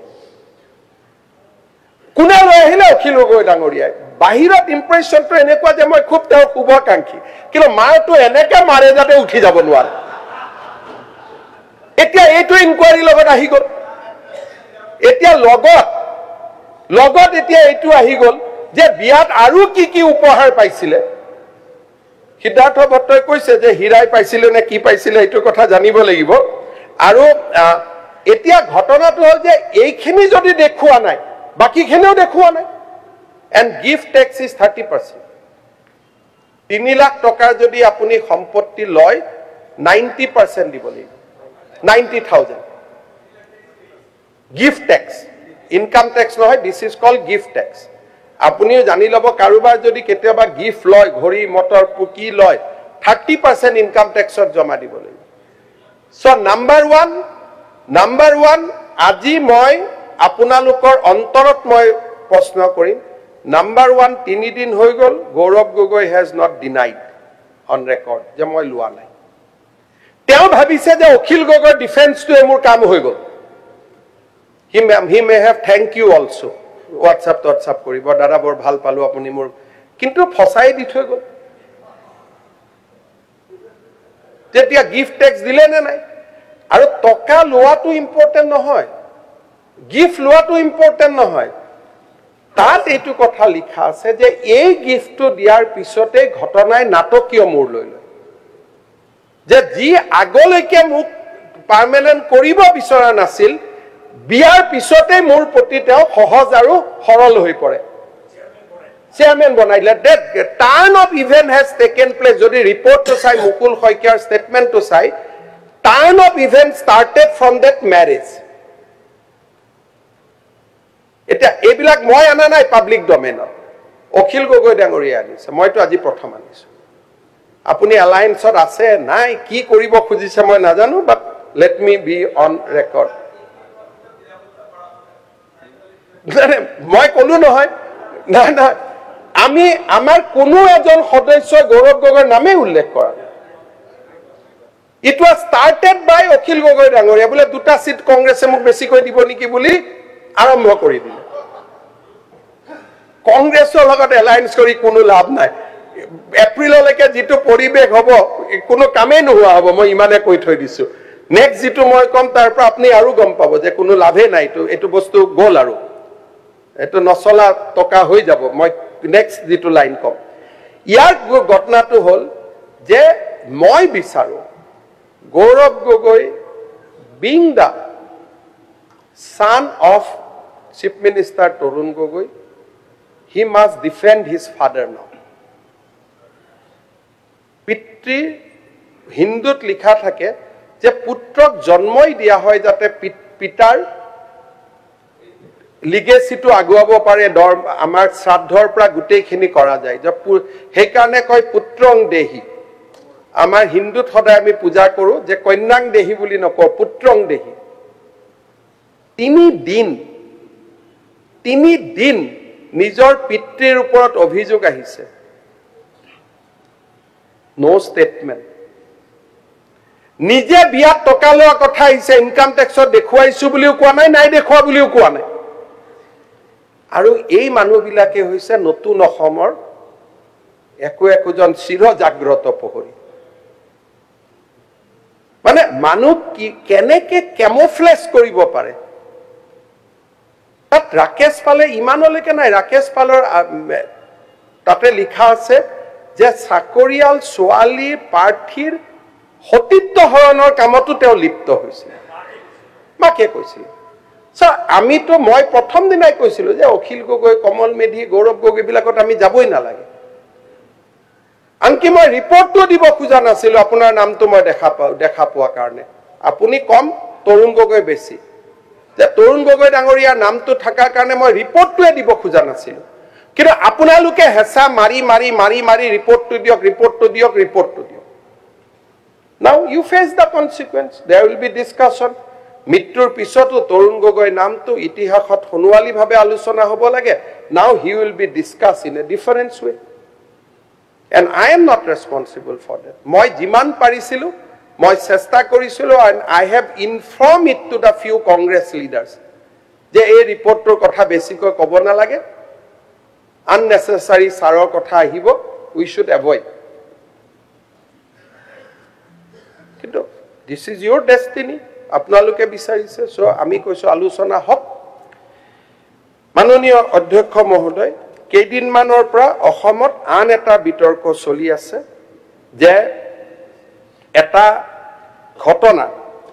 যে এজন পাকিস্তান সিটিজেন তেওঁৰ নামটো হল আলী তৌকিৰ শেখ এই আলী তৌকিৰ শেখ নামৰ যিজন ব্যক্তি সেই ব্যক্তিজনে এটা ক্লাইমেট অ্যাকশন গ্ৰুপত কাম কৰে মই জানিবৰ কাৰণে কৈছো কাৰণ এইটোয়া সেপ্টেম্বৰ মাহলৈকে it will create a big impact in the politics of Assam Ali Tauqir কাম কৰে CDKN নামৰ এটা organisation apparently this is a climate action organisation কিন্তু মানুহজনৰ টুইটস কথা বতৰা অসমৰ হিন্দু মুছলিম বাংলাদেশী ইমিগ্ৰেন্টছৰ পৰা আৰম্ভ কৰি His all interest is about India and Assam's internal political affairs. Climate less, politics more. SPG got SIT hol. Deborboto Hoikia Dangoria ullekh korile je Ahomer SIT Pakistanok ki koribo. But our SIT is so smart. Within 2 days, ami discover korilu যে Ali Tauqir Sheikh has come to India on 18 times. এজন পাকিস্তানী নাগৰিক 18 times অসমলৈ ভাৰতলৈকে আহিলে আৰু এই গোটেই investigation কোনে কৰিলে আমাৰ অসম পুলিচে 6/11/2010 আহিলে 23/2/2011 আহিলে 2/2012 আহিলে 1/5/2012 আহিলে 26/13 আহিলে 17/8/13 আহিলে 5/10/13 আহিলে 27/10/13 আহিলে 5/2/2014 আহিলে 6/2/2015 আহিলে 3/4/2016 আহিলে 31/5/2016 আহিলে 10/11/2018 আহিলে কোনে উলিয়ালে অসম পুলিচৰ এসআইটি উলিয়ালে in just 3 days of time এতিয়া আমি গম পাম যে কোনে তেওঁক ইণ্ডিয়ালৈকে আনে কোনে তেওঁক আতিথ্য দিয়ে কি ঘটনা we are going to get it মোৰ এণ্ড মোৰ ইনিচিয়েল মোৰ হাতত যি তথ্য পৰিছে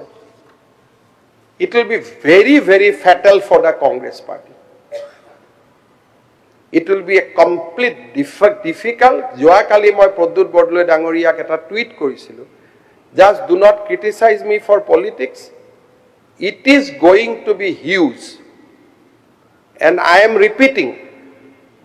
the investigation has revealed certain very startling facts jitu moi kalponao koribo noaru and I am speaking in this assembly as a most responsible person moi ejon responsible person hisabe yat thio hoy moi koi asu the impact on Assam politics will be huge Deborboto Hoikia Dangoria koise je ami kiman parim moi najanu ami jiman dur parim jetia noaru we have to transfer it to NI jiman duroleke parim will go but jetia ami noarim we have to give it to NI so this will be another thing Justice Biplab Sharma committee report if it is a 10% what is coming in August September it will be 1000% it will be huge and huge keneke amar dore manuhok villain kori june ratie dine আমি কাম কৰো আমাৰ দৰে মানুহক villain বনাই যি সকল hero হ'ব খুজিছিল you will know that what they are actually তেওঁলোক কি হয় so I promise to Assam Assembly that we will break this Ali Toki network and we will come back to Assam Assembly in the month of August give us just 3 months we will come back with facts which will be huge I know the facts because informally facts is with me, but it has to be on records. And the facts will be huge, it will be fatal, and amar hokolure antoratma kopai tulibo. Yakko adjective moi use koribo noaru. So ji hokole defense kore, je noy ekhon to Pakistan embassy ikhon photo nohoy ikhon photo, ekhon morph korise. দুই খনে তো এজনে মানুহৰ photo so sometime we should not defend which is indefensible and moi bhabu this will be a case which will be fall in the indefensible category hodone bicharisil je umrangsur bitorko hobo lage syndicator bitorko hobo lage I am ready for everything কোনো কথা নাই আমি বিতৰ্ক কৰি বিতৰ্ক should be constructive আমাৰ সেঙা সমষ্টিৰ বিধায়কে বৰপেটা পুলিচৰ ওপৰত এটা অভিযোগ দিছে মই ডিজিপিক লগে লগে কৈছো যে it should be inquired even যদি তাত মোৰ ভাইও এসপি আছে it has to be inquired তাত কোনো পৰিৱৰ্তন হ'ব নোৱাৰে it has to be inquired fully completely তাত একোৱে কথা থাকিব নোৱাৰে so we will inquire আৰু কান আমাৰ উদ্দেশ্যটো যোৱা 25 বছৰত অসমৰ ৰাইজে মোক বহুত দিছে now this is a time to pay back তাত আগত একো কথাই থাকিব নোৱাৰে বাকি পলিটিক্স আহিলে কাৰোবাৰ ঘৈণীয়েকক ধৰিব লাগিব কাৰোবাৰ জীয়েকক ধৰিব লাগিব these are the people আজি এনেকুৱা ঘটনা হয় যে যি মানুহে হেমকো কভিধানখন চুৰি কৰি নিজৰ বুলি দাবী কৰি আছে ব্লাড ৰিলেশন হয় নে নহয় হেবুৰ মানুহ নাটক হেবুৰ মানুহ অসমত নায়ক আজ যিবিলাকে দিনে ৰাতিয়ে ৰাইজৰ কাৰণে কাম কৰি আছে হেবুৰ মানুহ খলনায়ক this is our state unfortunately but we have to fight with that we have to cleanse this গতিকে আমি তেনেকে চলি গৈ থাকিব লাগিব মই আপোনালোকক প্ৰতিশ্ৰুতি দিছো যে advantage Assam 2 will be different Joabar advantage 1 was mostly government sponsored. যে চৰকাৰে আমাক কি দিছিলে ভাৰত চৰকাৰে Numaligarh PSU gas grid PSU আমাৰ ক্ৰুড পাইপলাইন আমাৰ গভৰ্নমেন্ট বাট এইবাৰৰ এডভান্টেজ আছাম অসমৰ প্ৰতি মানুহৰ এটা ডাঙৰ আকাংক্ষা বৃদ্ধি পাইছে lot of private investment will come কিন্তু যদি অসমৰ মানুহে কয় আদানিক মাটি নিদিব আম্বানিক মাটি নিদিব আকৌ গুছি যাব that's a different thing কিন্তু যদি অসমত উদ্যোগীকৰণ লাগে মই যেতিয়া শপত গ্ৰহণ কৰি মুখ্যমন্ত্ৰী হৈ মই জাষ্টিস ৰঞ্জন গগৈ ঘৰত গৈছিলো ৰঞ্জন গগৈ মোক প্ৰথম কৈছিল যে তোমাৰ কাৰ্যকালত টাটাৰ এটা ফেক্টৰী আনা ৰিলায়েন্সৰ এটা ফেক্টৰী আনা অসমৰ ডেষ্টিনি পৰিৱৰ্তন হ'ব সো এইবাৰ একেলগে উদ্যোগপতিসকল আহিব বহুত বিলাক ভাল ঘোষণা কৰিব আমি সকলোৱে যদি সহযোগিতা কৰো মাটি বাৰী দিও আকৌ মুকু আপোনালোকে প্ৰশ্ন কৰিব কি হল এডভান্টেজ আসামটো যদি আমি মাটি বাৰী নিদিও সহযোগিতা নকৰো গালিগালাজ কৰো আকৌ মানুহখিনি ঘূৰি যাব কিন্তু যদি মানুহখিনিক আদৰি লও আৰু আমি গালিগালাজ কৰিলেও আদানি আম্বানিৰ 1 টকাও কম নহয় তেওঁলোকে গৈ বেংগলত পাতি লব উৰিষ্যাত পাতি লব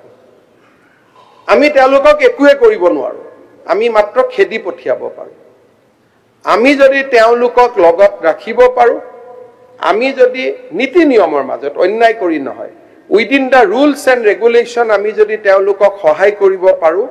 এডভান্টেজ আসাম টুৱে অসমৰ বিকাশৰ এক নতুন ইতিহাস ৰচনা কৰিব পাৰি অখিল গগৈ ডাঙৰীয়াই কৈছে যে এ ফৰ আসাম মোদী ডাঙৰীয়াই উৰিষ্যাত কৰা নাই মধ্যপ্ৰদেশত কৰা নাই সব বিজেপি ৰুলছতে কিন্তু মোদী ডাঙৰীয়াই জয়শংকৰ ডাঙৰীয়াক কৈছে যে তুমি এডভান্টেজ আসামটোত যাবা 51 জন ৰাষ্ট্ৰদূতক লগত লৈ যাবা with a special flighter টকা অসম চৰকাৰে দিয়া নাই it is being paid by the Ministry of External Affairs এজন প্ৰধানমন্ত্ৰী কি কৰিব পাৰে আমাকটো স্পুন ফুডিং কৰিব নোৱাৰে যে তোমালোক অসমীয়া গতিকে ভাৰতৰ খাজানাটো খুলি দিছো কিন্তু whatever he can 51 খন দেশৰ ৰাষ্ট্ৰদূত will come with a special aircraft আৰু এয়াৰক্ৰাফট খন কোনে লিড কৰিব doctor Jaishankar Ministry of External Affairs আমাৰ ৰাজস্থানত হল বিজেপি চৰকাৰ মধ্যপ্ৰদেশত ইনভেষ্টমেন্ট হল বিজেপি চৰকাৰ উৰিষ্যাত ইনভেষ্টমেন্ট সামিট হল বিজেপি চৰকাৰ কতু মোদী ডাঙৰীয়া এইবিলাক কৰা নাই because he believe a is for Assam আৰু কিমান কৰিব পাৰে নামৰূপৰ ফাৰ্টিলাইজাৰ বন হ'ব একেবাৰে সপ্পৰ ফাৰি কৈ দিলে যে 2 লাখ মেট্ৰিক টনৰ পৰা 12 লাখ মেট্ৰিক টন হ'ব এজন প্ৰধানমন্ত্ৰী আমাক কি কৰিব পাৰে নুমলীগড় সেমি কন্ডাক্টৰ নাও ফাৰ কাৰখানা তিনিটাকৈ ডাঙৰ ইণ্ডাষ্ট্ৰী অকল আমাৰ 3.5 বছৰ নুমলীগড় আৰম্ভ হল বেম্বু ৰিফাইনাৰী আৰম্ভ হল আমাৰ সেমি কন্ডাক্টৰ নাও ফাৰ্টিলাইজাৰ বাকিটো আঁচনি বিলাকৰ কথা মই বাদেই দিলো so these are a political convention মই আপোনালোক সকলোকে আমন্ত্ৰণ জনাম আপোনালোকো আহক আমি সকলোৱে মিলি আমাৰ অসমখনক এক নতুন পৰ্যায়ত লৈ যাব লাগিব আৰু মই ভাবো যে আমি আজি সেই পৰ্যায়ত আহিছো যৰ পৰা আমি এখন নতুন অসমৰ সপোন দেখিব পাৰো এখন পৰিৱৰ্তিত অসমৰ সপোন দেখিব পাৰো কাৰোবাৰ মনত ধাৰণা হ'ব পাৰে যে আমি সংখ্যালঘু ভোটৰ কাৰণে কিছুমান কথা কওঁ নহয় সংখ্যালঘু অধুষিত 23টা 22টা সমষ্টিত আমি কতোৱে নিজিকো আজি আপোনালোকে গ্যাৰান্টি লৈ লওক জিকাৰ সম্ভাৱনাও নাই আৰু জিকাৰ প্ৰচাৰো নাই তাত একো নাই কিন্তু আজি সংখ্যালঘু অঞ্চলসমূহত আৰু সংখ্যালঘু মানুহৰ নিৰাপত্তা এই দুইটা যদি ইন্ডিকেটৰ হয় তেতিয়া আপোনালোকে চাব কৈ দিলে সংখ্যালঘু এৰিয়াত কলেজ পতা নাই সংখ্যালঘু এৰিয়াত কলেজ পাতাৰ প্ৰথম সাহসটোৱে আমি কৰিছো আজি চকীঘাটত ল কলেজ হৈছে জামুগুৰিত সংখ্যালঘু এৰিয়াত হোৱা নাই জানো পদ্মদা আজি সংখ্যালঘু এৰিয়াত আদৰ্শ হাইস্কুল বনোৱাৰ কথাটোৱে চাহ বাগিচাৰ স্কুল হৈছে কিন্তু মডেল স্কুল আজি সংখ্যালঘু এৰিয়াতে হৈছে নামটো বদলিছে কিন্তু স্কুলটো হৈ আছে আৰু লাগে আমি আৰু কৰিব পাৰো there is no bar on that আজি ৱাজেদ আলী চৌধুৰী ডাঙৰীয়াই পাহৰি গৈছে কিন্তু ময়ে স্বাস্থ্য মন্ত্ৰী থাকোঁতে প্ৰথম চৰ অঞ্চলত হস্পিটেল ময়ে গৈ বনাইছিলোঁ so my track record is not that কিন্তু হয় ড্ৰাগছৰ বেপাৰ কৰিলে কৰবাত লাভ জেহাদ কৰিলে I have to give a befitting reply so that is a different thing আৰু মই ভাবো যে সাধাৰণ সংখ্যালঘু মানুহ ড্ৰাগছৰ বেপাৰীৰ লগত নাই সাধাৰণ সংখ্যালঘু মানুহ লাভ জেহাদীৰ লগত নাই সাধাৰণ সংখ্যালঘু মানুহ সত্ৰৰ মাটি দখল কৰাৰ লগত নাই কিন্তু যদি বটদ্ৰৱা মাটি দখল কৰিব যায় তাৰটো একশন হ'বই এটোত কেনেকৈ আমি ৰাখিব পাৰো কিন্তু আজি যদি চৰকাৰে চাউল কিনিছে আজি যদি অৰুণোদয় দিয়া হৈছে চৰকাৰে আজি আমাৰ মাননীয় চেয়াৰম্যান আলী ডাঙৰীয়াই কৈছে যে মোক অৰুণোদয় নালাগে মই যদি আপুনি অৰুণোদয় নালাগে বুলি কয় মই দুখন কলেজ বাগবৰত দি দিব পাৰো মাননীয় মুখ্যমন্ত্ৰী মহোদয় একেখিনিয়ে টকা একজাক্টলি দুখন কলেজ তাৰ লগতে বামুনডংৰা নগৰবেৰা এখন দলং আৰু জলজলিৰ ওপৰত দুখন দলং দিয়ক আই উইল ফৰগো এন্টায়াৰ আপুনি নহয় আই এম ফৰগোইং এক মিনিট অহাকালি মই বৰপেটা জিলাৰ ডিচিক পঠাম বাগবৰত যে চেয়াৰম্যান আলী ডাঙৰীয়াই কৈছে যে দুখন কলেজ হলে অৰুণোদয় নালাগে বুলি আৰু কম আৰু গোটেই লিষ্টখন কম হ'ব মই বৰপেটা নাই let the DC go and declare I will take the he will not declare he will take public opinion no issue please honorable মানে এনে দুখিয়া দৰিদ্ৰ মানুহৰ মুখৰ পৰা সক আমি এনেকুৱা কথা ক'ব নালাগে আপুনি কক যে দলং হ'ব লাগে কলেজ হ'ব লাগে দিজ আৰ গুড থিং লগত অৰুণোদয়টো কিয়া লগত লিংক কৰাটো কোনো প্ৰশ্ন নাই দুখিয়া দৰিদ্ৰ মানুহকেইটাই কিবা এটা পাই আছে মানুহৰ মুখৰ পৰা পেটৰ ভাতকেইটা কিয় কাঢ়িব লাগে sir please honorable member please এতিয়া মই অৰুণোদয় আপুনি এক্সট্ৰাকে দিব এতিয়া মই প্লিজ নকৰো কিন্তু আমাৰ এইবোৰ main infrastructure honorable member please প্ৰয়োজনত যদি অৰুণোদয় কাটিও দিয়ে আৰে I am please taking I am openly হৈছে declaring it কথা প্ৰসংগত কৈছে That I will হ'ব প্লিজ সিট ডাউন এতিয়া মই এটা সৰু ষ্টেটমেন্ট পঢ়ি দিছো আজি দিনৰ 2:30 বজাত মাননীয় সংসদ ৰকিবুল হুছেইন ডাঙৰীয়াই ৰূপহী থানাৰ অন্তৰ্গত গুণামৰী গাঁৱলৈ গৈ থকা অৱস্থাত জনতাই তেখেতক বাধা প্ৰদান কৰে তেতিয়া তেওঁৰ লগত থকা দেহৰক্ষী PSU এজনে সাৰি যায় ব্ল্যাঙ্ক ফায়াৰ কৰে কলা নে বগা মানিছে মই নাজানো আৰু মানুহে হ'ব আৰু কলাই আক্ৰমণ কৰিলে তো কলা কাপোৰে ল'ব আৰু কোনেনো CCTVত আহিব কাৰণে বগা কাপোৰ পিন্ধি ল'ব মই বুজিছো যে ৰূপহীয়া থানাত ৰূপহীটো আমাৰ জাগাই নহয় ৰূপহী সামগুৰি তেওঁৰে জাগা গতিকে তেখেতৰ জাগাত কোনোবাই তেওঁক আক্ৰমণ কৰিলে তো কলা কাপোৰ পিন্ধিয়ে ল'ব লাগিব নহলে মুখখন দেখাই কোনে কৰিব হেতুটো সাধাৰণ প্ৰত্যেকজন মানুহে কৰে কিন্তু পুলিচে লগে লগে গুলি চালনা কৰিলে বৰ্তমান সংসদ গৰাকীয়ে গুণাবৰী গাঁৱত মিটিং কৰি আছে আৰু SP তাতে নিজে উপস্থিত আছে অৰ্থাৎ তেখেতৰ নিৰাপত্তাৰ সম্পূৰ্ণ ব্যৱস্থা SP এ নিজে ওপৰত থাকি কৰিছে আৰু মই আপোনালোকক প্ৰতিশ্ৰুতি দিছো যে ৰকিবুল হুছেইন নগাঁও সামগুৰি ৰূপহীত গলে তেওঁক আমি সিকিউৰিটিটো আৰু অলপ বঢ়াই দিম কাৰণ মই দেখা পাইছো যে যোৱা এবছৰত কেইবাটাও ঘটনা এনেকুৱা হৈছে সামগুৰি ৰূপহীত গলে কিবা নহয় কিবা এটা খেলিমেলি হয় মই কাৰণটো ক'ব নাযাওঁ but as a home minister